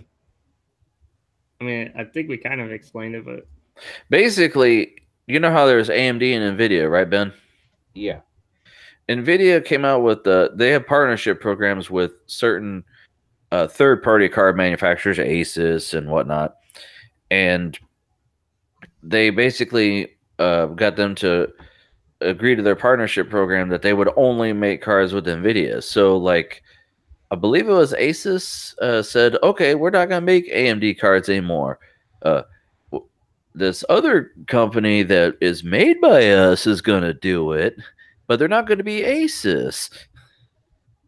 So, you know, like kind of like a bait and switch, I guess. Yeah. And it's I read that because I was like, I never heard of this, but they're like, they used it before, like back in, I think it was the 200 series, maybe even older. I think it was the ATI cards actually. So, but yeah, it's not new. There's, like I said, I have articles in the email I sent you. So they go into it in greater detail, but I mean, a bunch of it's rumors. Some of it they just announced the launch. So, you know, it's well, go ahead. It depends on the manufacturer, because like the other manufacturers like the MSI and stuff, like I don't really recall, you know, I don't know their brands too well, so it's like I don't even what do they call the MSI cards, like the Wind Force or something? Or? No, that's Gigabyte. Yeah, So but pretty much basically card. you really don't. Their brands aren't as like memorable when you think about the card. You just think, oh, I'm just getting an MSI card, you know. Like their brand, the brand name for the card, I guess seems like they focus more on those with the Asus and stuff. You know, they try to brand it more. You know. Well, you know back when AMD was ATI, I didn't even know like that I was getting separate brands. I just thought, oh yeah, I'm getting an AMD card or an ATI card, you know. Right. It's gonna be pretty sweet. But yeah. I wonder who you got it. Didn't you get an AMD card, Ben, for your Mac? Because like that was the only kind that you could get because you have to get like an Apple version or whatever. I just got the one that I needed to run Final Cut. That's all I've done. So. Right, but they have to make them specifically for Apple, though, right? I think so. At least that's what I used. Because I don't know. I wonder what manufacturer has to do that. Well, not when they switch from Intel chips to their own, it won't matter. Probably not. Because people aren't going to be able to make Hackintoshes. The only thing they can do is maybe upgrade. Upgrade. Remember when you used to be able to do that? I can do that now, so. Well, they're going back to the old Mac style, like the kind that you have now. They're like, yeah, that trash can wasn't such a good idea. Right. Well, it's like a question of how much, customizability are they going to let you have, though? Because, like, isn't it a thing they did when they brought out the Retina iMacs? I mean, not iMac, the Retina MacBook Pros, that they're less customizable than the pre-Retina models? Oh. I don't know. I don't know. That's why I've got a laptop from, a Windows laptop right now until I figure out what I'm going to do when I end up needing to replace my bigger system. Oh. So, gotcha. Word. So, what's our next article, Frank?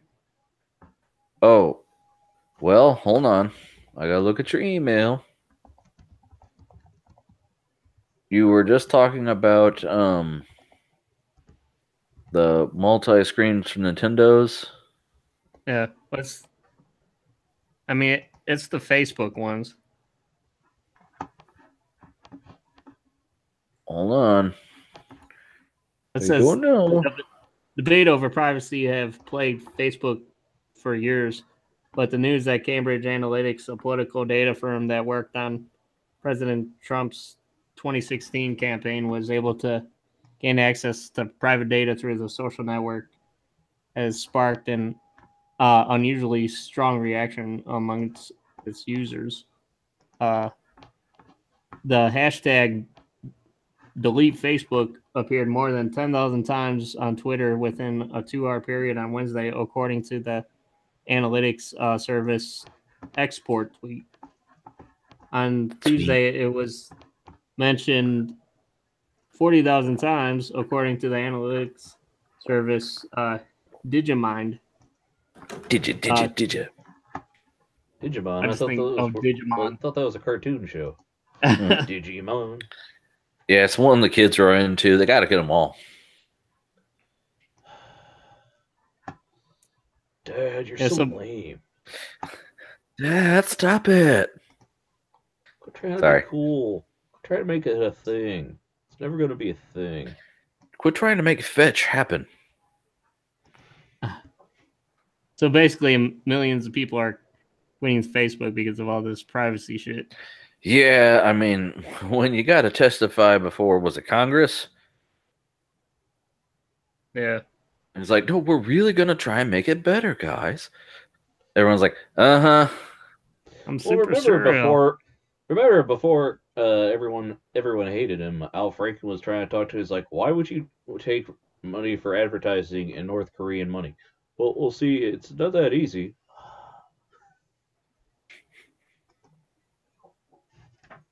Right. Word. And then also on a similar thing, Facebook removes 1.5 billion users from the protection of EU privacy law. In anticipation of the EU's new GDPR rule, Facebook limits its legal umbrella. Facebook has quietly altered its terms of service, making stricter Irish data protection laws no longer binding on the vast majority of its users. The reason was first reported Wednesday by Reuters. Now, Facebook's headquarters in California will be responsible for processing any relevant legal claims, and American law will be binding for those outside the EU. Previously, CEO Mark Zuckerberg had said Facebook would implement new EU rules everywhere, quote unquote, while Facebook may claim it is offering EU style control globally. Removing the provision in its own terms of service suggests that the company is trying to mitigate its potential legal liability. We want to be clear that there is nothing different about the controls and protections we offer around the world, the company wrote in a public blog post on Tuesday. However, this doesn't appear to apply to specific legal terms, but it is limited instead to the features in Facebook itself. Prior to the change, Facebook users not only in the European Union but worldwide outside of the United States and Canada were subject to Irish laws as they had signed a contract with Facebook Ireland Limited. Irish data laws will not only apply strictly to EU users by eliminating the link to Irish data protection laws. Facebook is removing 1.5 users from the EU's new general data protection regulation, which goes into effect next month. The United States, for example, does not enshrine its affirmative right of individuals to access data held by private companies. By comparison, according to the Irish Data Protection Commissioner, under Section 3 of the Data Protection Act, you have the right to find out free of charge if a person, an individual, or an organization holds information about you. You also have the right to be given a description of the information and be told the purposes for holding your information. The EU's official GDPR site notes several differences in the new law, including, notably, in general, consent needs to be explicit, opt-in, and freely given. This means popular opt-out based consent of today will no longer be acceptable.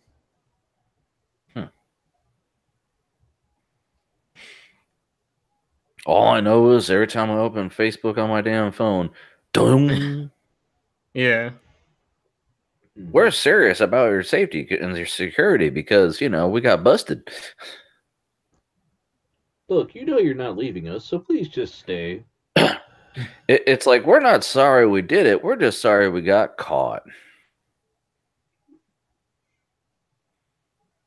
Right. You know what I mean? Yeah. I mean, it's just crazy, all this stuff, It's like, I mean, I could understand how it could be hard to,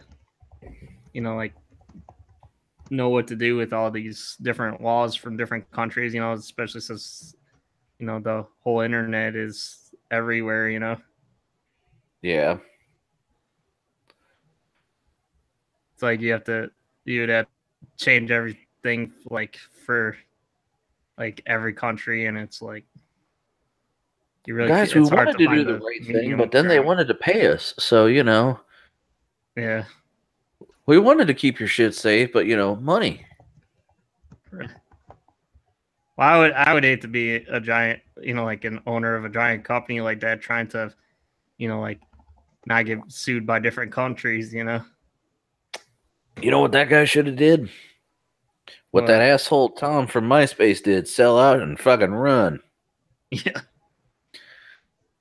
Have you seen his ass since? No. No.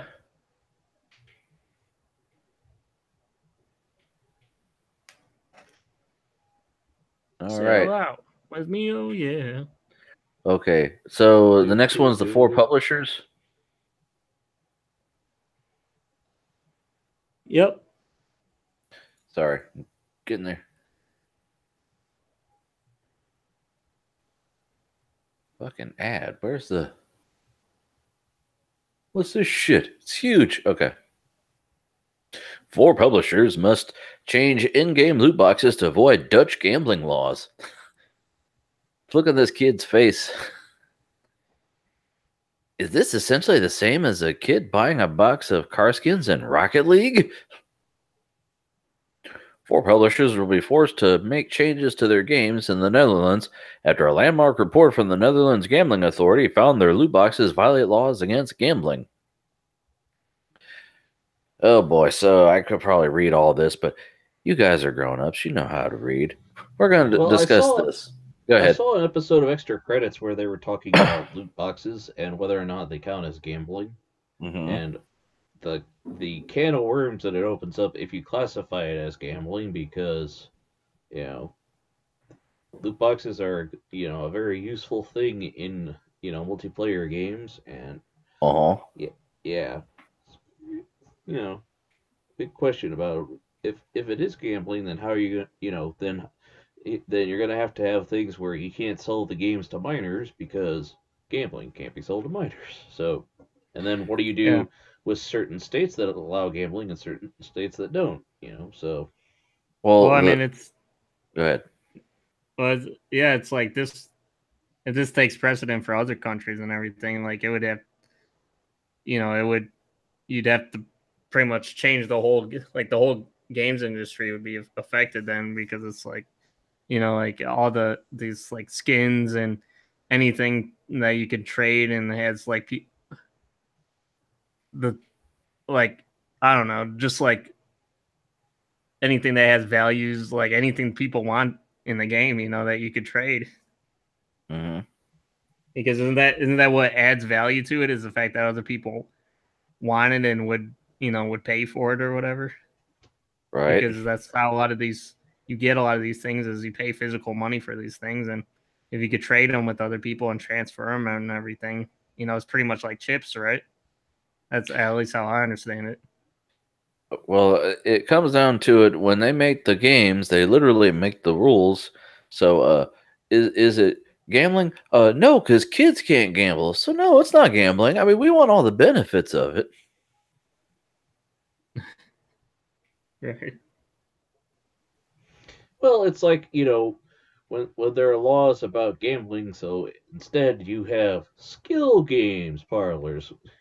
Yeah, which they're not technically the same. Yeah, those you go in and see, you get tokens, and then like a fucking Chuck E. Cheese, you can turn the tokens in. What was that? That wasn't skill. That wasn't technically skill games. That was I'm thinking of Panko or Planko, or I can't fucking remember what it's called. Oh, what the hell? Oh. Uh-oh. We got in trouble. Oh, no. Uh-oh. Hey, babes. Hey. How's it going? I'm good. How are you? I'm on my new laptop. Yay! Yay! So. Yay! Yay! I got mail. I got mail. Yay! I'm not special ed from Crank Acres, Frank. Yay! Yay! I was doing a Kermit. Yay! Anyway. Yay! So, yeah, they're doing the news, babe. Okay, well then we should get out of here and let them do the news. Okay. Say goodnight to the boys, Ben. Oh. There you go, Ben. She's got your balls in her purse. No, they're still in his pants. Which are in your purse. No, he's got pants on. We can't tell that. We've had a discussion about his pants tonight. He's wearing pants. Well, I declared it no pants Besides, have Friday. you seen his balls? They're not very attractive. I don't want them in my purse. Oh. Oh shit.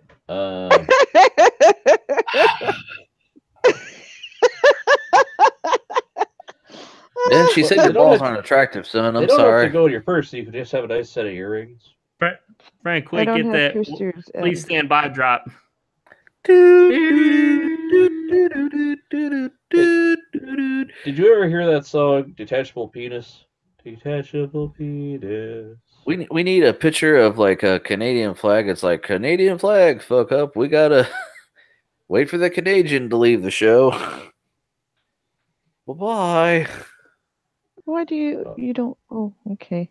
I guess I'll go. Bye. No, don't. Hey, babes, Frank told me to leave, so I'm leaving. Frank's been telling me to leave since I came on. Oh, there she goes, Ben. Bye-bye. Have fun. Have fun, guys. Nice talking with you. Bye-bye. Thanks for coming on, Ben. Have a good weekend. You too.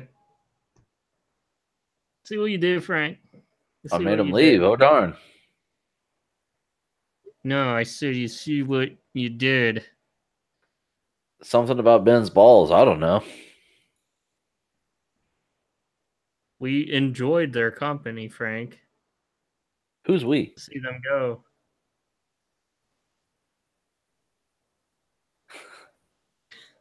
Yeah, sure you did. Yeah, I was liking Ben being on. I mean, Talking it's not like that balls. 1 week where they were. What were they talking about the whole time? They were snails. Like, I don't know. They were just talking about Ben's balls. I had lost interest. Yeah, or it could have been like that one time. What was that like? You could hear like the roommate or something the whole time or whatever. Oh, and they were eating. By the way, they were talking about Ben's balls. Did I tell you that? I told you that. Yeah. Okay, so yeah, I mean, back to this article. I mean, it's slippery slope. The bureaucracy hasn't caught up with the technology. As soon as they say you can't do this, they go, okay, we won't do that, but we'll do this thing that's the exact same but different.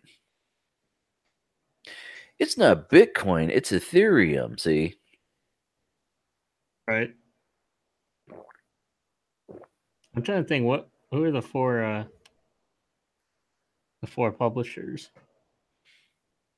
Jack Mama.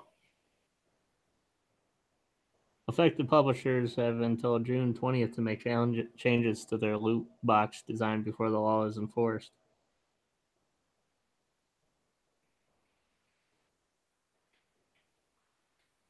Even for loot boxes that don't violate the law, though, the Gaming Authority is asking publishers to remove the addiction-sensitive elements, almost winning effects, visual effects, ability to keep opening loot boxes quickly, one after the other, and such like from games, and to implement measures to exclude vulnerable groups to demonstrate that the loot boxes on offer are harmless. Yeah. Remove the addictive element. Yeah, we'll get right on that. Remove the part that makes people want to use our fucking product over and over and pay us money.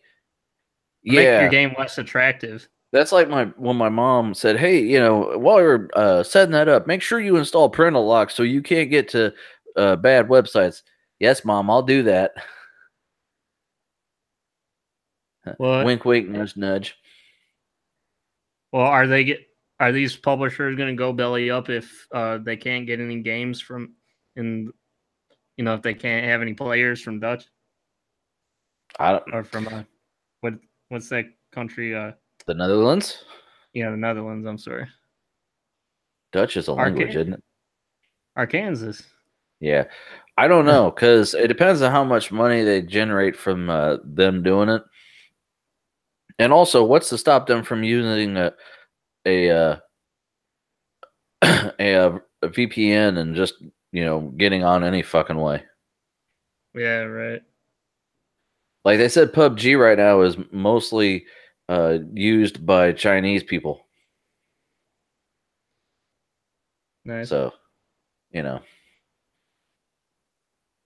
so there's that.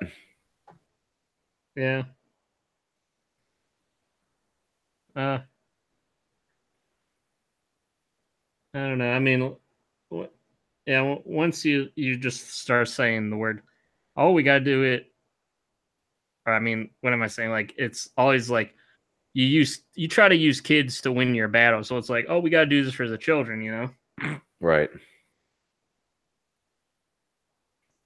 So, I mean, that's how it was with the video game stuff, you know?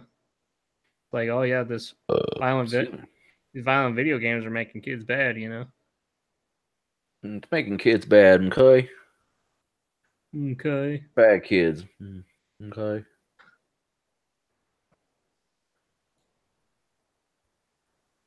And then this next one is about this AI can animate new Flintstones cartoons. What? Yeah. Is this Cartoon Brew? I don't know. Open it up. Hold on. I'm minimized. I gotta go back to it.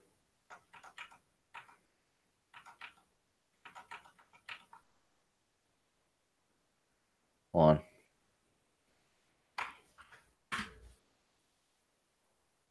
This AI can automatically animate new Flintstones cartoons.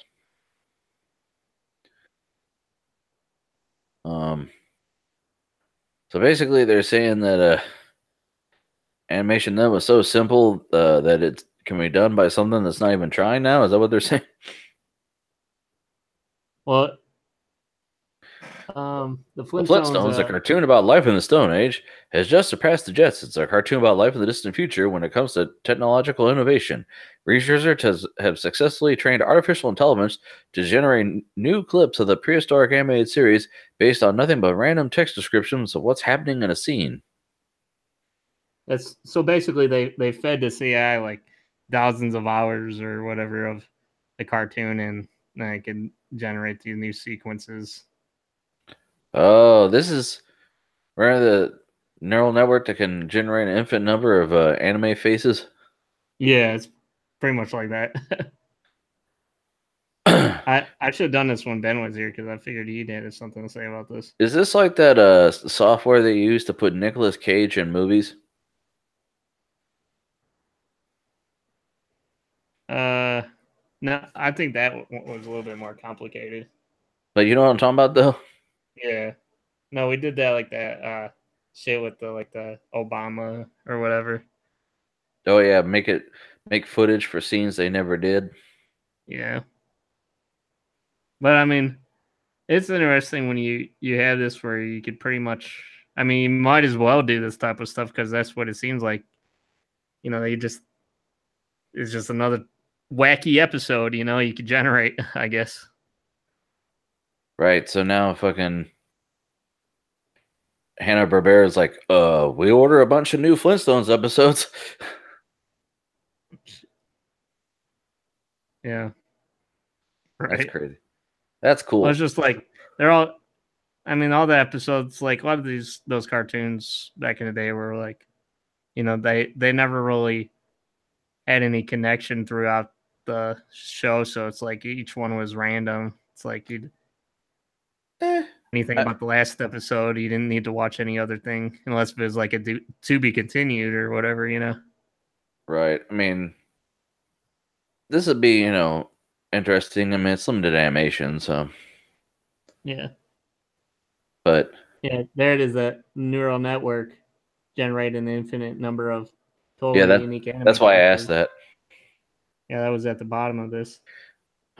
Watch artificial intelligence create a 3D model of a person from just a few seconds of video. Oh, that's great. Yeah, that's fucking great.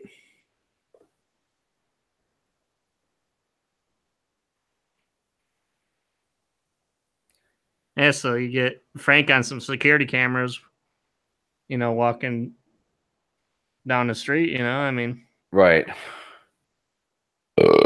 Excuse me. You know what this means? There'll be another Fast and the Furious fucking movie. Yeah, with Paul Walker. They'll slap dead-ass Paul Walker in a scene. Yeah, then they'll be doing like some holograms on stage with them doing a rap show. What are they up to now? Number 9? Oh, I don't even fucking know. I think 8, I think. I mean, I like the movies, but I lost track now. Right. I mean, the one with that does the Flintstones. I wonder how intense the software is. Like, if you could just do that on any machine, or like if it had to be like the super mega computer. Yeah. But Because then anybody will have an episode of Flintstones. Right. Well, it's just like that. That other article I did where that guy was able to do a better job of putting the shaved face of that one actor that what's that actor's name Henry that does Cavill? Superman? Oh Yeah, yeah. like he went for the Justice League, he wouldn't shave, so like they had to digitally put in like his face where it's like a clean cut face or whatever. Mm-hmm. And like a lot of critics were saying it looked pretty terrible, and yeah, because they CGI'd out his fucking mustache. I think that was at the top of like the last article, actually. Yeah, and there was a kid that did that same kind of algorithm, and it looked way better. Yeah.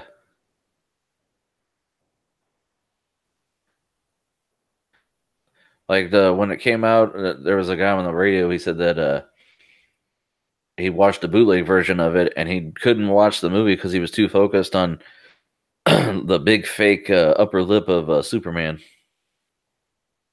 Yeah. I still don't get why couldn't he just shave his mustache? I mean, it'll grow back in a couple days later, or was he? Well, like, no, doing he was doing it for another movie. And if you're filming both at the same time, it conflicts with stuff. Plus, if they really want you to have a really thick mustache versus a little stubble. Yeah. I mean, can you grow a mustache, Ian? Yeah, but I choose not to because it's like I think stashes for me kind of gone out of style, I can grow a mustache, but the thing is, since I'm blonde, I go what they call a milk mustache. You can't fucking see it. It's there, but like my sideburns and my beard come in darker than my. I can grow a full beard, and the top will be blonde, and the bottom will be fucking brown with streaks of red. So, yeah, I mean, I can do a mustache and obviously a goatee, but like my beard is like it comes in splotchy on the sides and stuff, So, was that your last article, sir? Yeah, it was. Okay, I have a few. I'm just gonna pick whatever seems good here. I'm not gonna go in any particular order. Hey, Frank! Yes?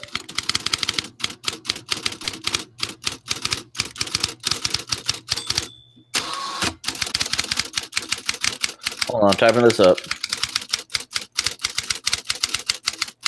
It's a long article. Yep. Boy, that's a big name. Okay. I need your help, Frank! I need your help, Frank! Oh my god, guys. Amazon just invented and released the internet. Have you heard of the internet? It's a totally new thing from Amazon. And my suspicions are correct, it's going to be big. Yeah, they made a web browser and they call it the internet.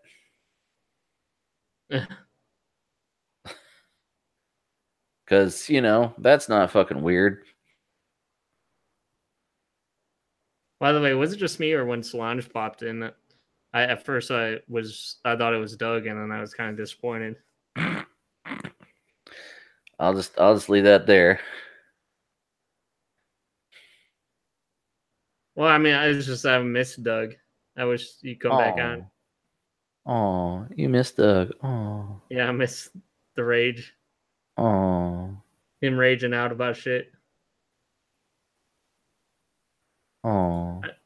Did you have any articles that would have pissed him off too tonight? Yes, but anyway. Fuck, man. Undercover author finds Amazon warehouse workers in UK peed in bottles over fears of being punished for taking a break. What? Yeah, I have several actual articles about this. One of the things they said that that they compared the culture of what it's like to work at that warehouse to basically being in a fucking prison. Really? Yeah. So it's kind of like the this is a warehouse. I mean, that's what Amazon is. It's a warehouse, Ian. All your shit's in a big building, and they go and throw it on a skid and send it to you. Well, I was just thinking about this. It reminded me of the article that we did about with the Apple, like their the manufacturing places. Yeah. Like an undercover author told The Sun that workers at an Amazon warehouse in the UK peed in bottles because they were scared walking to a bathroom would cause them to miss targets. The author, James Ludworth, found that staff members feared being disciplined for idle time. A separate survey of Amazon workers released Monday found that some workers who reported feeling sick, even through pregnancy, said they were penalized for not turning up or taking breaks. So, I mean, I've heard all kinds of things where it's bad and they, don't like the conditions are real bad. They have their own medical staff because they don't want you to call 911 because it's easier to contain it if no one else fucking knows about it. Dang, I didn't think it would, like, they would need to be, work to death that bad. Like, it's not like, it's not like a they have 2 days shipping. Where and everything gets to you in 2 fucking days. Do you know how much you got to crunch to get that to fucking happen? They have like next day shipping even. Yeah, or if it's local, 1 hour shipping. Yeah. Well, I just thought like compared to like us, like an Apple sweatshop or whatever, where you'd be able to have a lot of that shit automated. I thought. No, there's still people have to go and pick it. I've worked in a warehouse. You really can't automate that kind of stuff because it's literally just skids of stuff. And the way that it comes in, you can't automate a machine to go and pick it.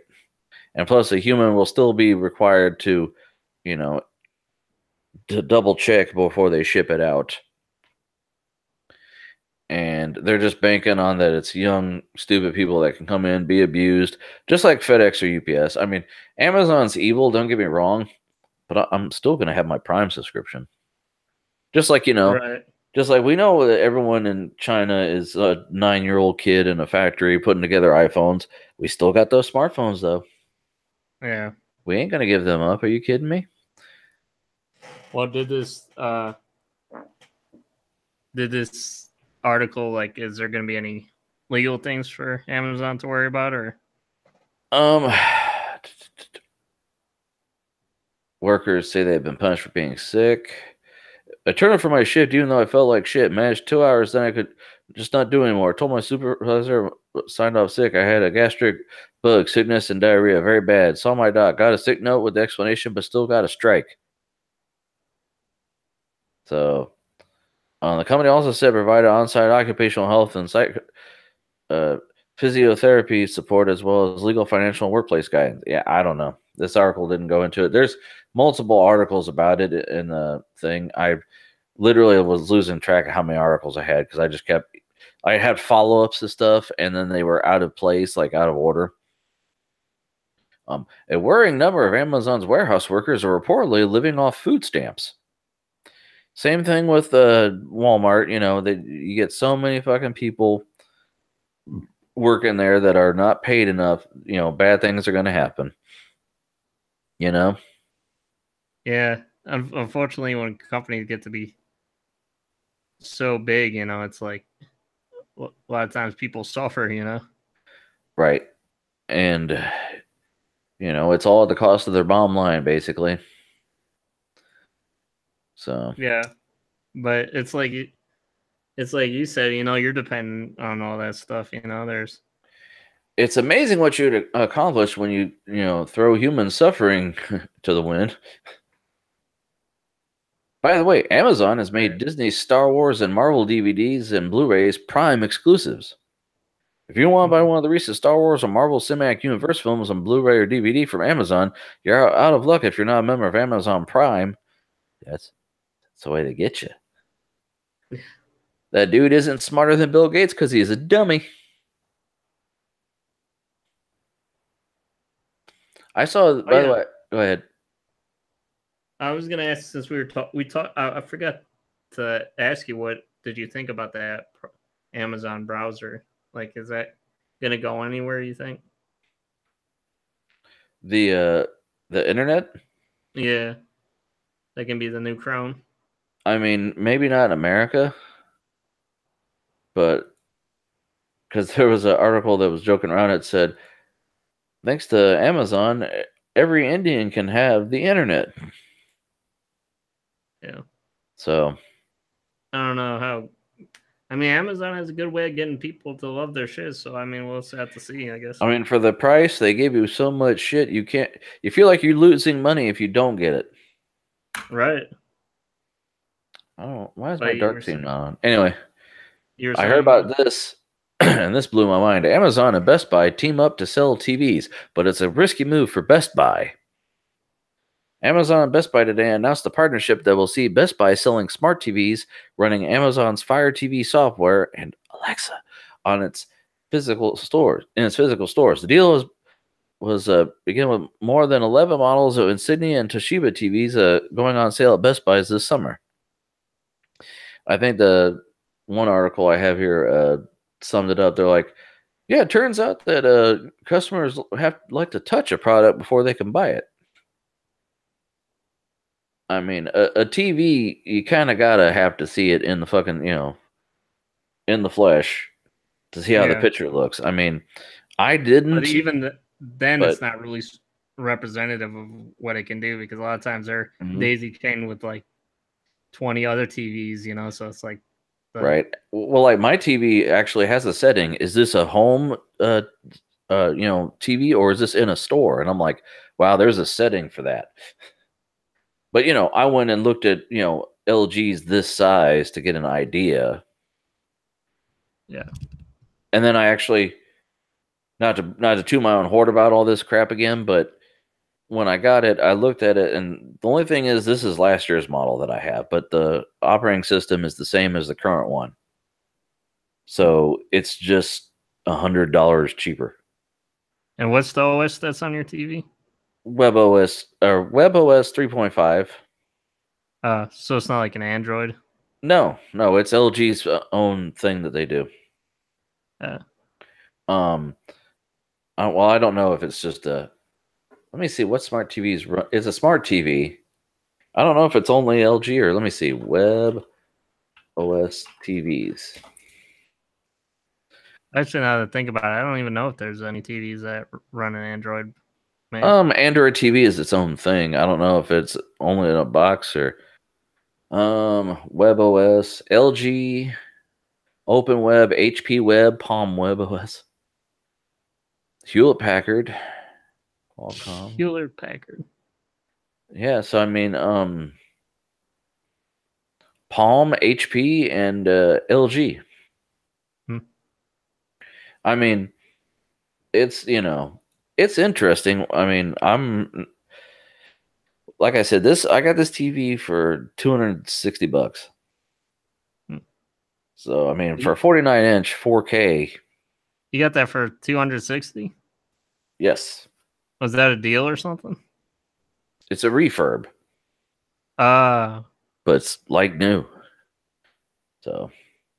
Hey, you gotta stick with that LG, huh? Well, after I have two already, I figured I'd try another one because I was worried at first. Everyone's like, all the articles like, oh, don't get a refurb. And I'm like, my 34-inch is a fucking refurb from Canada. And yes, I registered it. I didn't know if the registration was successful. And then I got a notification that the warranty was ending. And I'm like, I haven't had a problem yet with that fucking thing. My 29-inch, like I said, the DisplayPort doesn't work, but whatever. But, I'm enjoying it so far. I like the look, and they all kind of go together. So I only have one right now that's not LG, but, Yeah. Well, I mean, seeing like TVs that are like, I don't know, like 55-inch 4Ks for like 400, I think. Well, I got this from Walmart. So all I had to do was drive down there and get it in my car and then drive it. I drove it home. There's actually a guy on YouTube, believe it or not. His whole thing is, will this TV fit in this car? Yeah. Like I Googled, will a 49-inch LG fit into my model of Toyota? And the guy, I think he probably just has the empty boxes, but he's like, he had it in a back seat, and with the door shut, it just fits. I was like, okay, it should just fit. And then I went to do it, and it wouldn't fit, and it's fucking raining, and I'm like, son of a bitch. Shit, man. And I called my dad, and he's like, well, I got shit in my truck. I can't come out there, and I'm like, well, god damn it. Will it fit in your father-in-law's car? I go, he's got the same car I do. No. I'm sitting there trying to get it to fit, and like then I found out the box is like extra big. So like I was like, I can crush the side of the box. I don't think it matters. And I closed the door on it. And it didn't hurt the door, but it crinkled the box. Ooh. Yeah. And it literally had it had that plastic sheeting around it. It had plastic along the like actual like bezels and shit. And then it had bubble, like not the little tiny bubble wrap, but like air pillow bubble wrap around it, taped to the plastic sheeting. So if I had thrown this across a room, maybe I would have dented it, but in the box it was fine. But anyway, back to this article. Well, I was gonna ask though, did you look around other places? Like, was that the most competitive you found? Yes, that was the cheaper, even compared to Amazon. And the newer model was like $300, and then tax on top of that was like another $20. Yeah. So after tax, this was like $273 or something like that. So I'm like, might as well get this. So I'm not regretting it a bit. I'm really enjoying it, and I want something like this for the living room now. Because did you get to watch some 4K content on there then? Video games. Video games, yeah. And it's a smart TV. You don't have to hook a Roku up to it. It has an Ethernet port in the back, and it has built-in Wi-Fi. So I use my splitter to connect my TV to my power line adapter, and it's got a HDMI to my computer, so I can be watching. While I was talking to you, I was adding software from the web store. So okay. Well, if it's Wi-Fi, why do you hook it up to your power line though? Because A, wired connection is always better than Wi-Fi, and B, remember I moved my router, so it's not, this side of the house doesn't have it. It's kind of spotty, so especially if you're doing 4K, you're probably gonna want to have it wired. Yeah, if the power line is right underneath the fucking desk, and all I gotta do is hook up my splitter, why not? I've got a drawer full of Ethernet cables. So, well, with this article though, this are gonna have kind of like your TV, but it's gonna be like have pretty much a Fire Stick in it or whatever. It's a Fire TV. It's their software, just like the Roku TVs, which are what's the company that makes those? TCL or TLR, something like that. They have a Roku TV, which just like they have the Chromecast TV. It's a TV with a Chromecast built into it. It's, if you're familiar with the Roku software, that way you don't have to buy a Roku. It's just built in there. This thing has basically its own smart software, so you can add apps and you can do whatever. I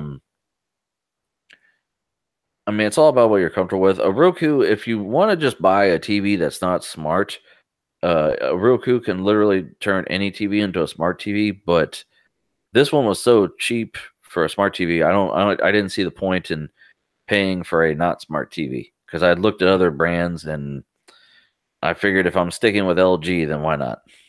But well, so are these going to be Android things then?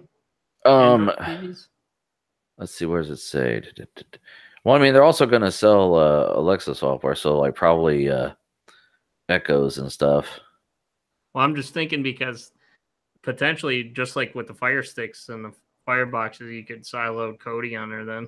Well, it says right here the selling smart TVs running Amazon Fire TV software begin with Insignia and Toshiba TVs. Insignia is Best Buy's brand.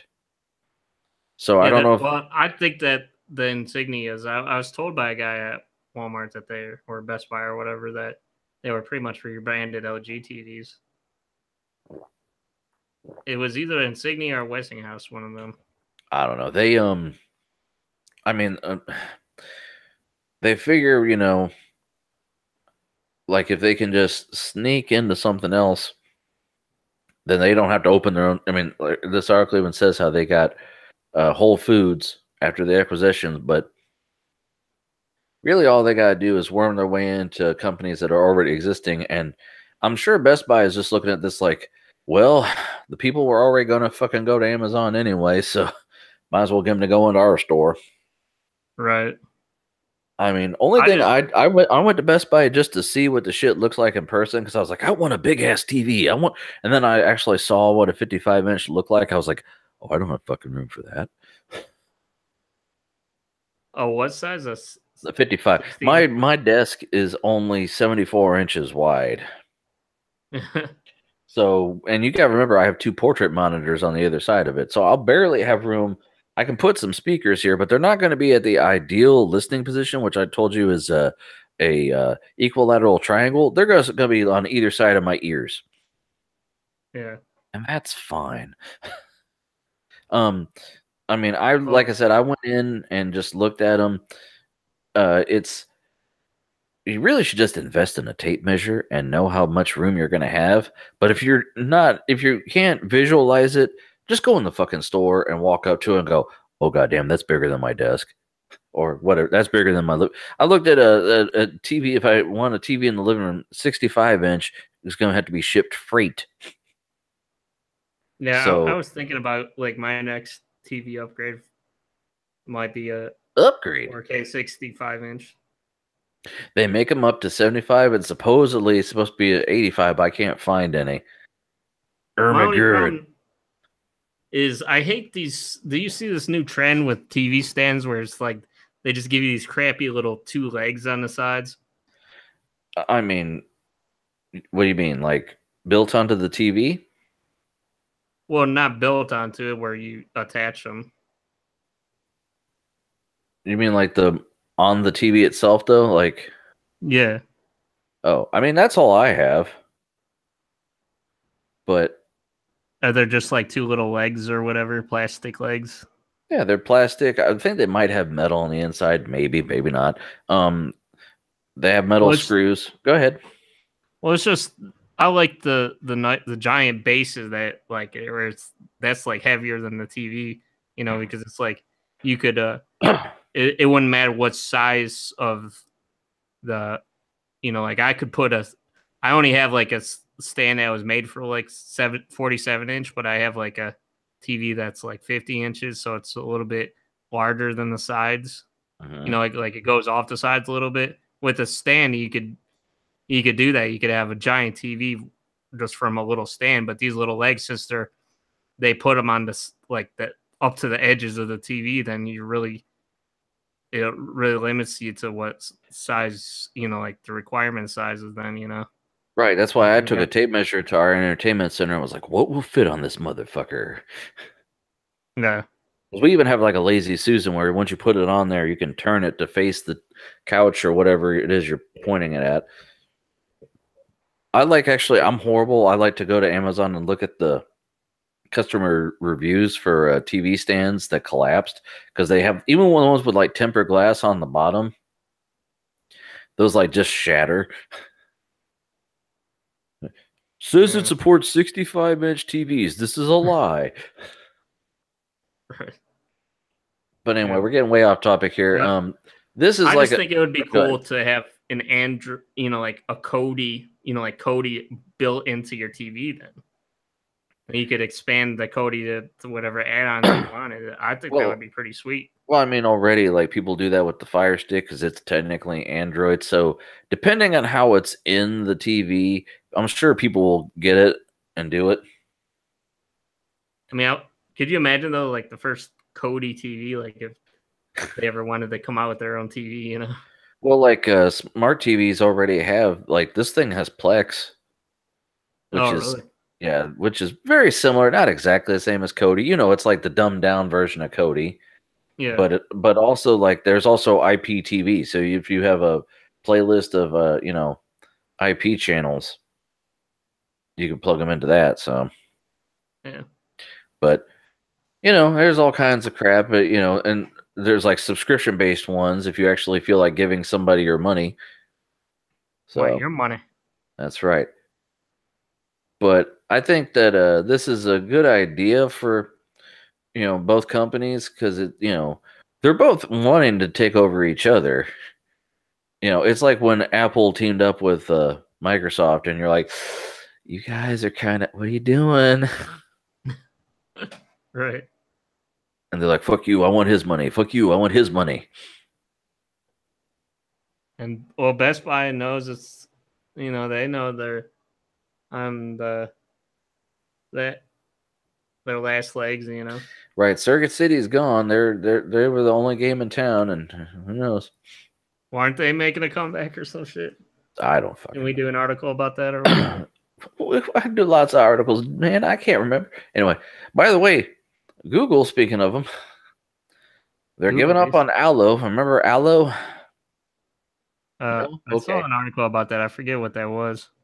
It was their WhatsApp clone. If I briefly read a bunch of articles.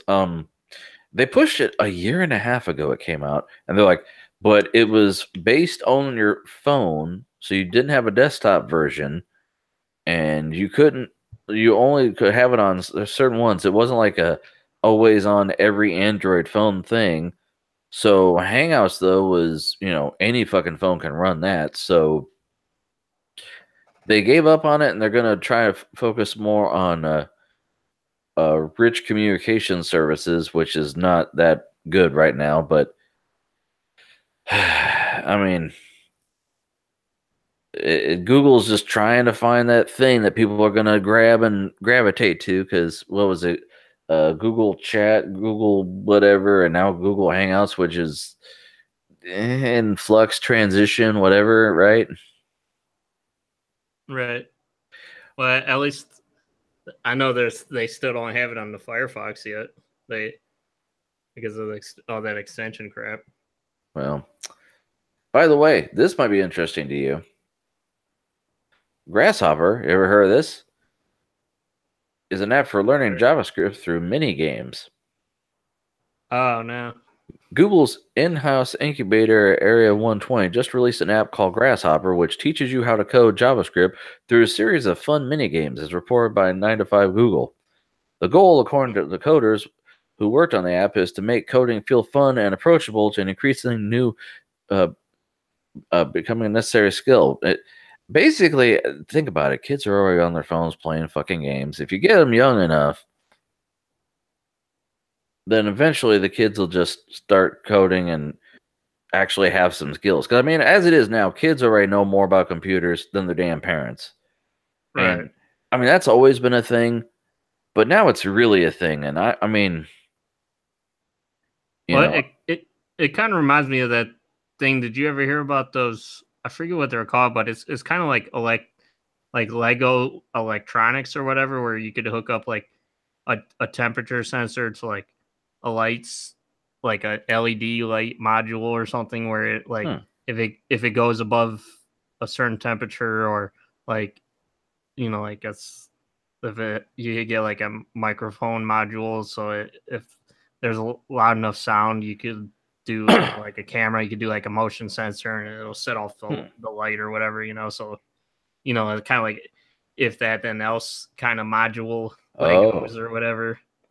It teaches you to think in chunks and like trying to think of like if what happens, you do this in this order, and hi Rory, was it to do that, Well, my dogs came in here. I mean, it used to be, gets you thinking logically, Yeah, I mean, they're trying to teach kids how to think of something that might lean towards a job at some point. Because at the time when I was a kid, kids knew more about technology, but it was more like NES and then Super Nintendo. That was, that's just the console of the day. That's it. Versus now, just as actual practical knowledge. If you learn to code, you can really get a job doing all kinds of crap. And this is a nice skill. I totally support this. So me too. And this is an app that you put on your phone? It looks like it, yeah. I have another article on it. Basically, it's the same thing. Like if you see the link for this, it's the one right after it.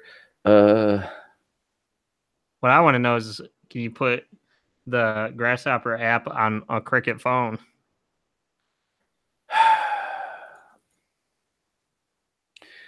By the way, Microsoft claims to make Chrome safer with a new extension. Chrome OS provides effective protection against malicious sites. Go somewhere with a poor reputation and you get a big scary red screen telling you you're about to do something unwise. But Microsoft believes it can do a better job than Google and has released a Chrome plugin, Windows Defender browser plugin, that brings its own anti-phishing protection to Google's browser.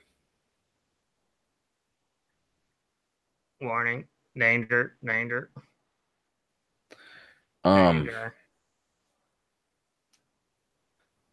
Now, I think that's cool, but there's a problem. What's let me make sure I have. Let me see if this is the right article. No, that's just another article on the same one. Hold on. Frank says you guys got a problem here. Yeah, a problem, mother.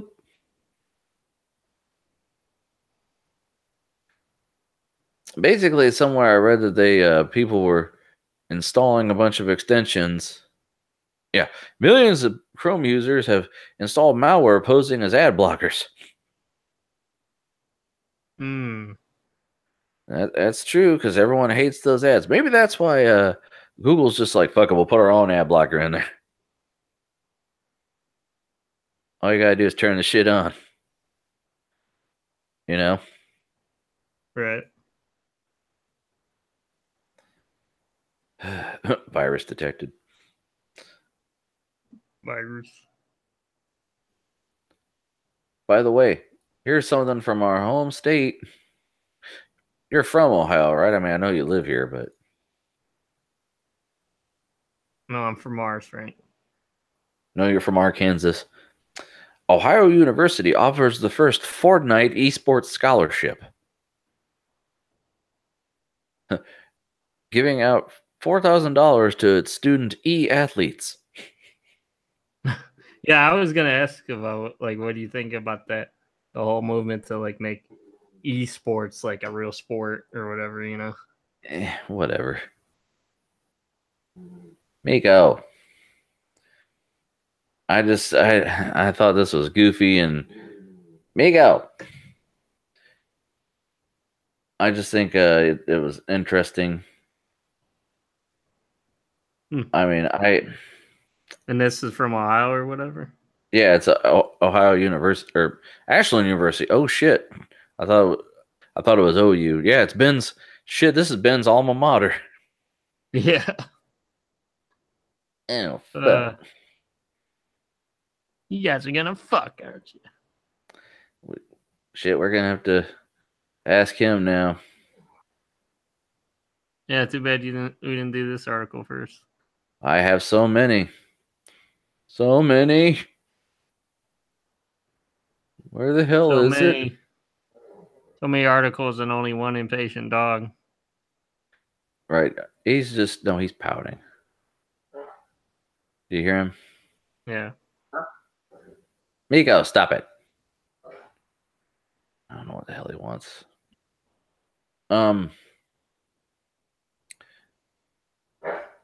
Where the hell? Here it is. Copy. This is a link to Miko, stop it. It's a YouTube video.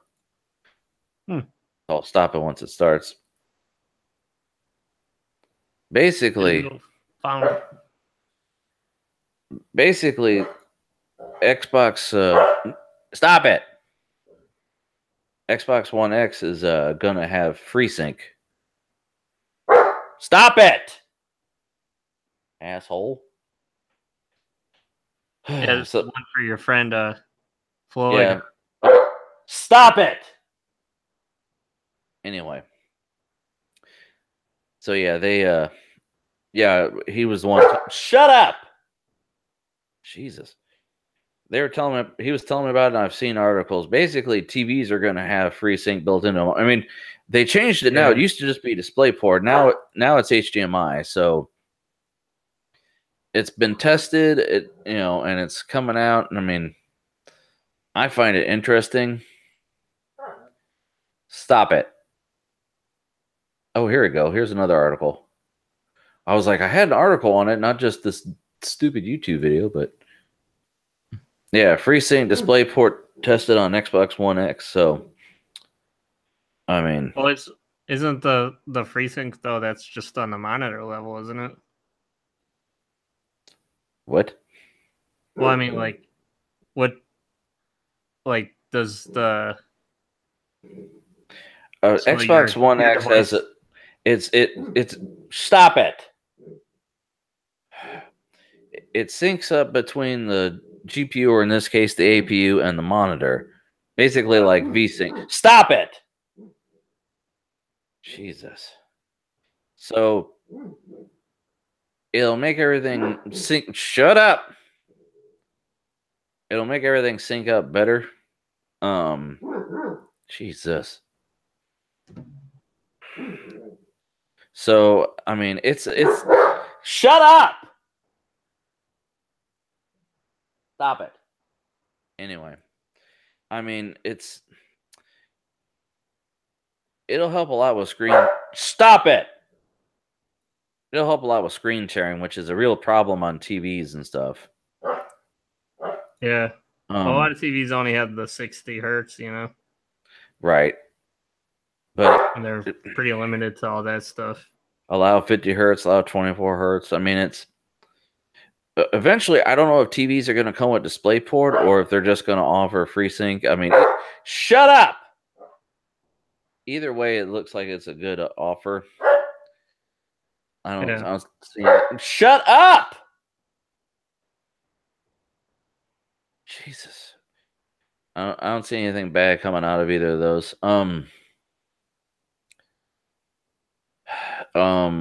AMD's shut up, Miko.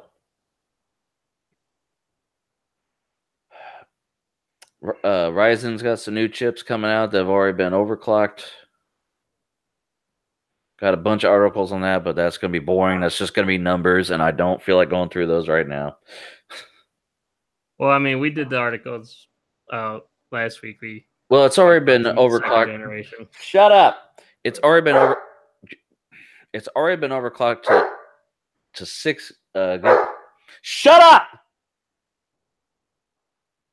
Jesus, it's already been overclocked to 6 gigahertz. That's pretty crazy. Yeah, so that's why I was bringing it up. So, yeah, hold on. I'll pull it up here and show you the fucking thing.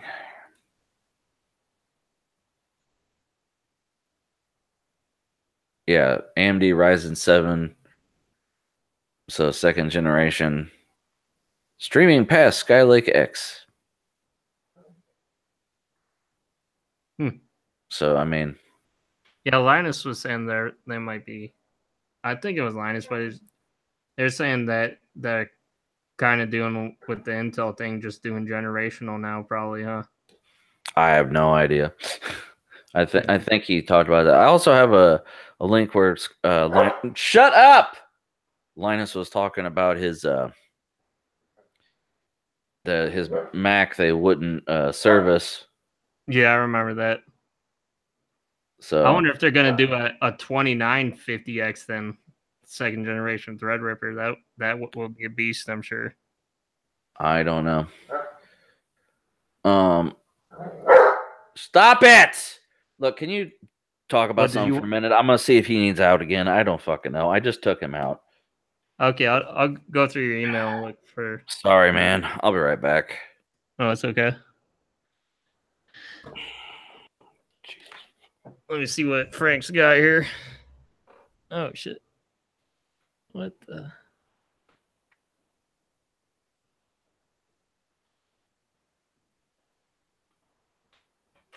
Oh no, I had it out the side. Yeah, I think they were doing like a. The Linus was saying kind of like they might be trying to copy Intel, where they're doing like a generational thing, like 6000, like 6700, 8700K, 100. I mean, I don't know. It'd be. I think they were saying, Linus, as far as the comparison though between like what I have now, the 1800X, and like the second generation, like as far as gaming, it was very negligible, but it was actually surprisingly a, a big jump with the as far as like content creation goes, productivity stuff, like rendering and all that stuff, rendering video and 3D stuff.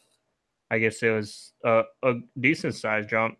I'm not sure compared to like the Threadripper or whatever, but I guess it looks pretty good. Like it's definitely something, since the new processor is like $30 more than the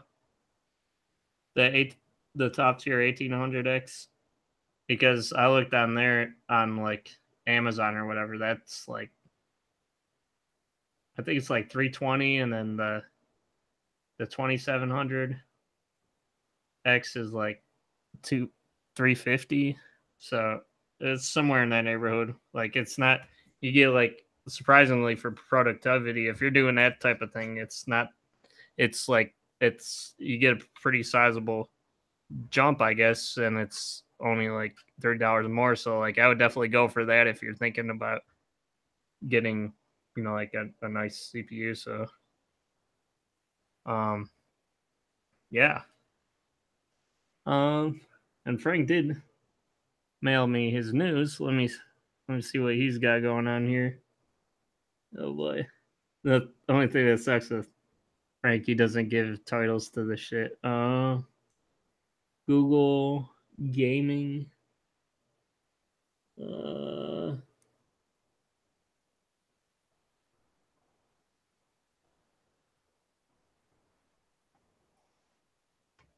Jesus.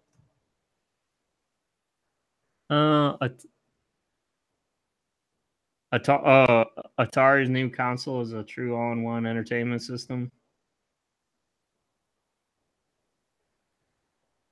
Not sure if he did that one already or not.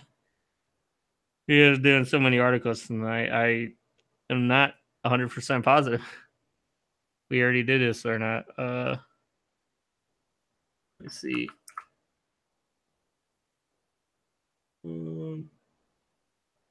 Yeah, let me turn let me do a screen share.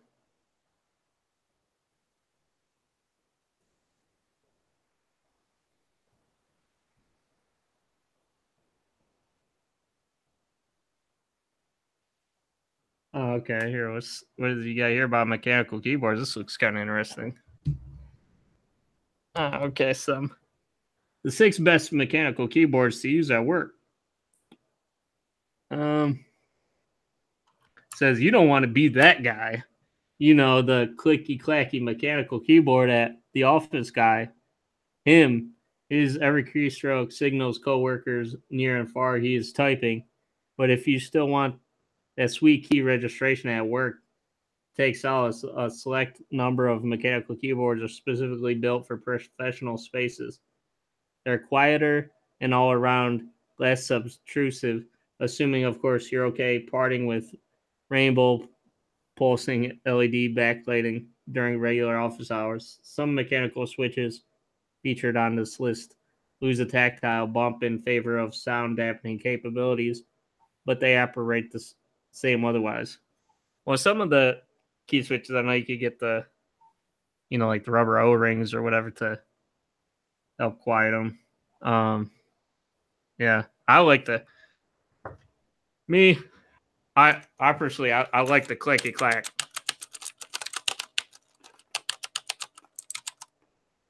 It's very satisfying. Like coming from a mushy keyboard, it's like way better. But yeah, well, it says why use mechanical keyboards. It's probably not shocking to hear. Premium mechanical keyboards are for people who are going to type a lot and quickly. There are secondary and tertiary reasons for buying mechanical. Longer lifespan. I mean, lifespan. Typically, high programmability, sturdier materials, customization options, and all that stuff. But the primary reason you or anyone else is buying a mechanical keyboard is for the sweet keystroke trigger activated with less than a half a press of the key. Oh, hold on, I better read these texts here. Oh, okay. The differences between the keyboards you're used to and the mechanical keyboard you're considering is the way the board is registering each keystroke. Most keyboards today are made with rubber domed switches under the keycaps and varying number of gel membranes under their switches that absorb and signal your computer that you're typing. These are cheaper to make but wear out more quickly. They also lack tactile feedback, which is essentially the key bumping back at you before you click it all the way down, providing you free lessons in typing faster with less effort. They also require you to press the key completely down to register, where as a mechanical board can be pressed just barely below its resting point to register a stroke. In short, if your profession involves heavy typing work, mechanical keyboards are worth exploring. Okay, so the actual buying guide. Cherry MX Black Silent. This is decidedly unsexy mechanical keyboard that won't trigger coworkers to ask why you're typing to show off. Cherry is one of the largest names in mechanical keyboards, primarily for making switches. The vast majority of keyboards are used, including some of on this list. But the MX Silent board isn't some afterthought. It's rigged with Cherry's patented MX Silent Black switches, which dampen the loud click with a small piece of rubber in the switch and some proprietary Cherry magic. The result is the quietest typing on this list, bar none. The light plasticky body is a mild drawback. It doesn't feel as nice as other mechanical boards, and silent switches are non-tactile, so no bump. But at just over $100, this affordability makes the bruises more tolerable.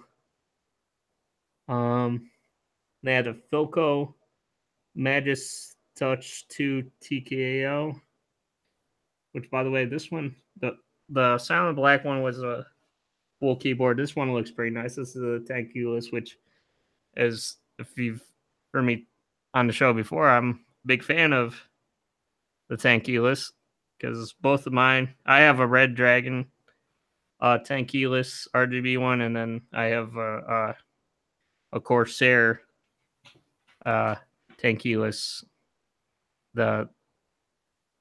or not a Corsair, I'm sorry, a Cooler Master Pro S RGB keyboard. That was $100, and this Red Dragon was only $40, but surprisingly, they're very comparable keyboards.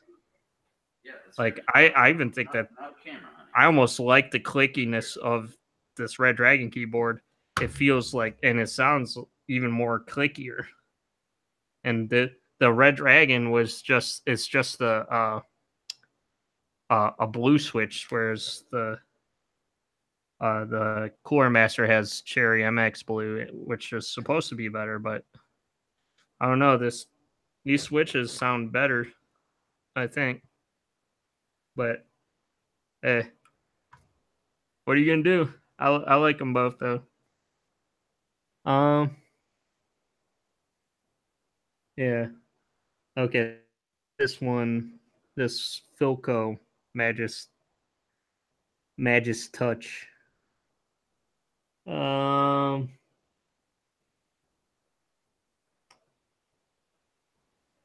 It comes with different switches, but this one uses the MX Silent red switch, similar to the previous board, but with a lesser activation force, less pressure to press the key down. Note again that Cherry Silent switches do not provide tactile feedback, meaning you'll not have a springboard for a typing feature. Medius Quiet Pro. Ooh, that one. I don't know. I don't like the white with the black keys. I just farted. That's what I have to say about that, pretty much. No, I mean it's just personal preference. I mean, if I like all black keyboards, but I mean if you whatever colors that you like, it's just me though. What's this one? Medius Quiet Pro comes with in a Mac variant, a rarity in the PC dominant world of mechanical keyboards. Nearly every keyboard functions fine on Mac. The computer will recognize the board and adjust certain keys. Medius switches use not, or Medius switches are okay. Sorry about that. Quite as wide as the MX Silent switch keyboards. Okay, so is your dog gonna be okay? Yeah, he was. I told you they have separation anxiety, and my wife wasn't home yet. So like, he was in the next room, and I was over here, not petting him or paying attention to him. So he was wigging out, and literally, if I don't take them upstairs, they will stand by the door and wait for my wife to come home. And I figured that's what they wanted to do, was wait by the gate and see if she was coming in. Like every car that passes by, they go, "Is that her? Is that her?" So, your wife is a night person too, huh? No. No, she just happened to be at a friend's house, so she just got home. But anyway. Yeah, I was just talking a little bit more about the processors because I went on to an article, but I was talking about the processors and how they the new generation from the 2700X is the top tier one that they have it's only $30 more than the 1800X, which is a top tier from the first generation. And the Linus was saying that the performance was pretty negligible in games, but when it came to productivity and rendering video and 3D and all that stuff, it was actually a pretty big jump. But it was only it's only $30 more. So if you're trying to get a really good processor at a decent price, and I would go for that over the one that I got. Mm-hmm.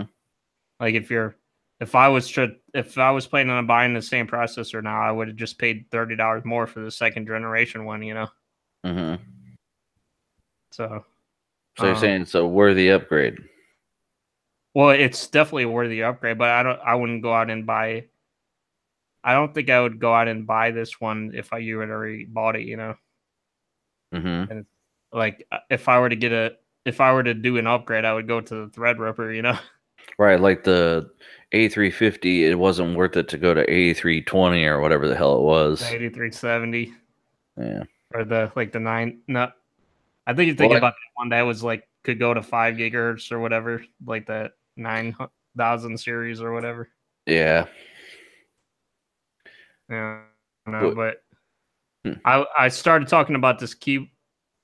You did a mechanical keyboard list for the Office Space. Mm-hmm.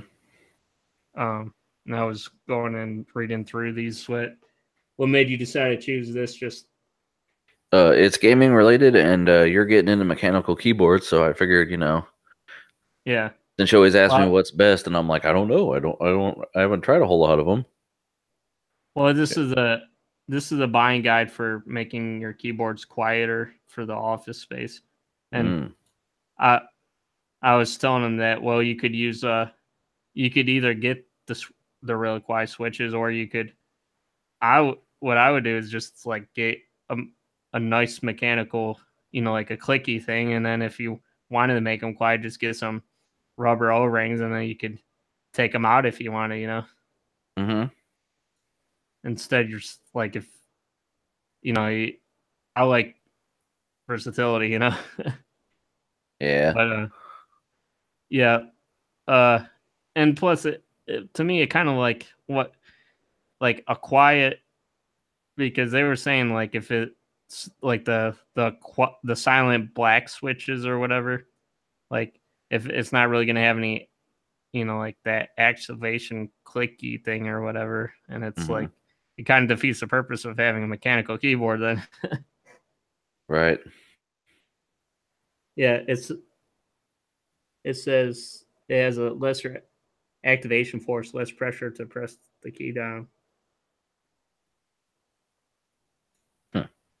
Yeah, it says, note again that Cherry's silent switches do not provide tactile feedback, meaning you'll not have a springboard for a typing teacher. But yeah, that was the Mattius Quiet Pro. We did the Philco Magis Touch 210 keyless, and I was telling him how I'm become a fan of the 10 keyless, and the Cherry MX Black Silent. And this Mattius, I don't know, doesn't that like kind of ugly with like the white with the black keys? Personally, yeah, I think so. Yeah, that's all personal preference, but this next one is the WASD keyboard code. This is the first keyboard on the list that has the weight and feel of a traditional premium mechanical keyboard.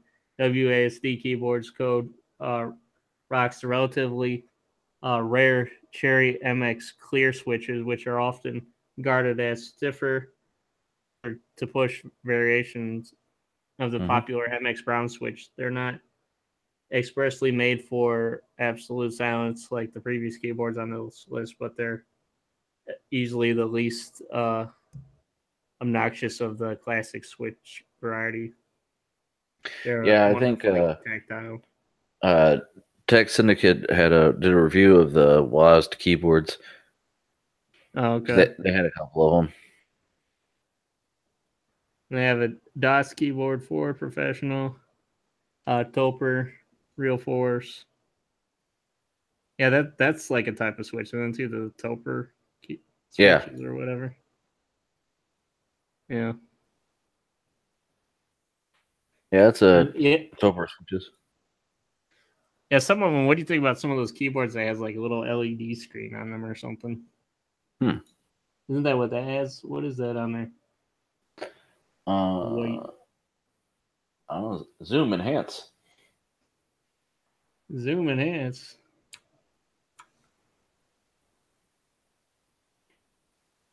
I think that's just to let you know the caps lock is on. It's weird. Well, some of them will let you like. And I've seen keyboards with like a little touchscreen on it for certain things or whatever, so you can like, like change the icons on them if you want to. Kind of like those. What are those stream decks or whatever? For like the Twitch streaming. The stream deck. Yeah. Yeah. And then did we already talk about this? Atari's new console is a true all-in-one entertainment system. We had talked about it. This kind of just gave more specs. Oh, okay. So I figured, people might want to know stuff if they're actually interested. Did you start reading it? No, I didn't, because I wasn't sure if we had done it already. We mentioned it when it was it was like it had been like proposed. It wasn't out yet. Oh, okay. Well, I meant tonight. Oh. No, we talked about it like months ago. Oh.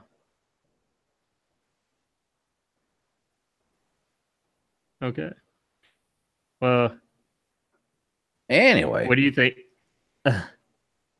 What's your next article that you want to go on to? Because I have no idea what order you had these in. I just kind of had a whole bunch of shit. I really don't want any more. Oh, okay. It's fucking late. Frank's tired of himself. It's 1 a.m. Yeah. By the way, one extra little news thing I wanted to say that I should have done an article on. Did you ever watch that American Chopper show? Yes. Yes. Well, they're having a comeback show in May, I think. 2018. It's coming back, so it's gonna be more like the old-fashioned show. They like money. Yeah. Mikey likes money on that show. Everybody likes money. Me and my friend would always joke about Mikey because it's like he just cashes checks and he just lays around, because I know they would always catch him like sleeping on the couch or something on that show. Yeah. He likes money. Okay. Well, goodbye, everybody. Goodbye, everybody. Thanks for tuning in.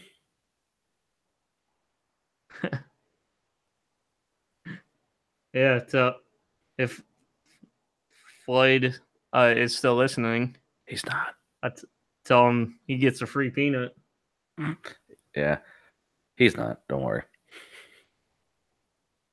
Tell him. I don't know. You should feel tell you more about how many teraflops that the new Xbox has. Okay.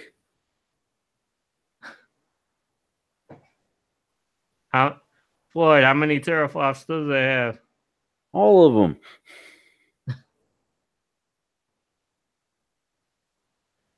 Right.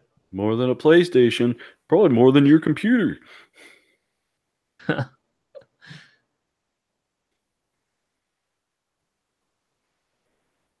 Hey, we gotta get the Sony Pony back on.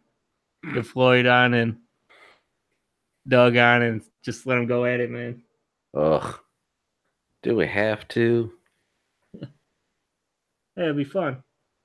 For who? I don't know. Okay. Well, that's all I feel like doing tonight. All right, man. It's been a long night. I think I'm gonna go lay down now. Yeah, me too, man. Thanks for coming on, man. Yeah, thanks for coming on too, dude. And thanks for Ben for coming on if he's listening. But he's not. I know he's not. He's not. Peace out, man. Okay.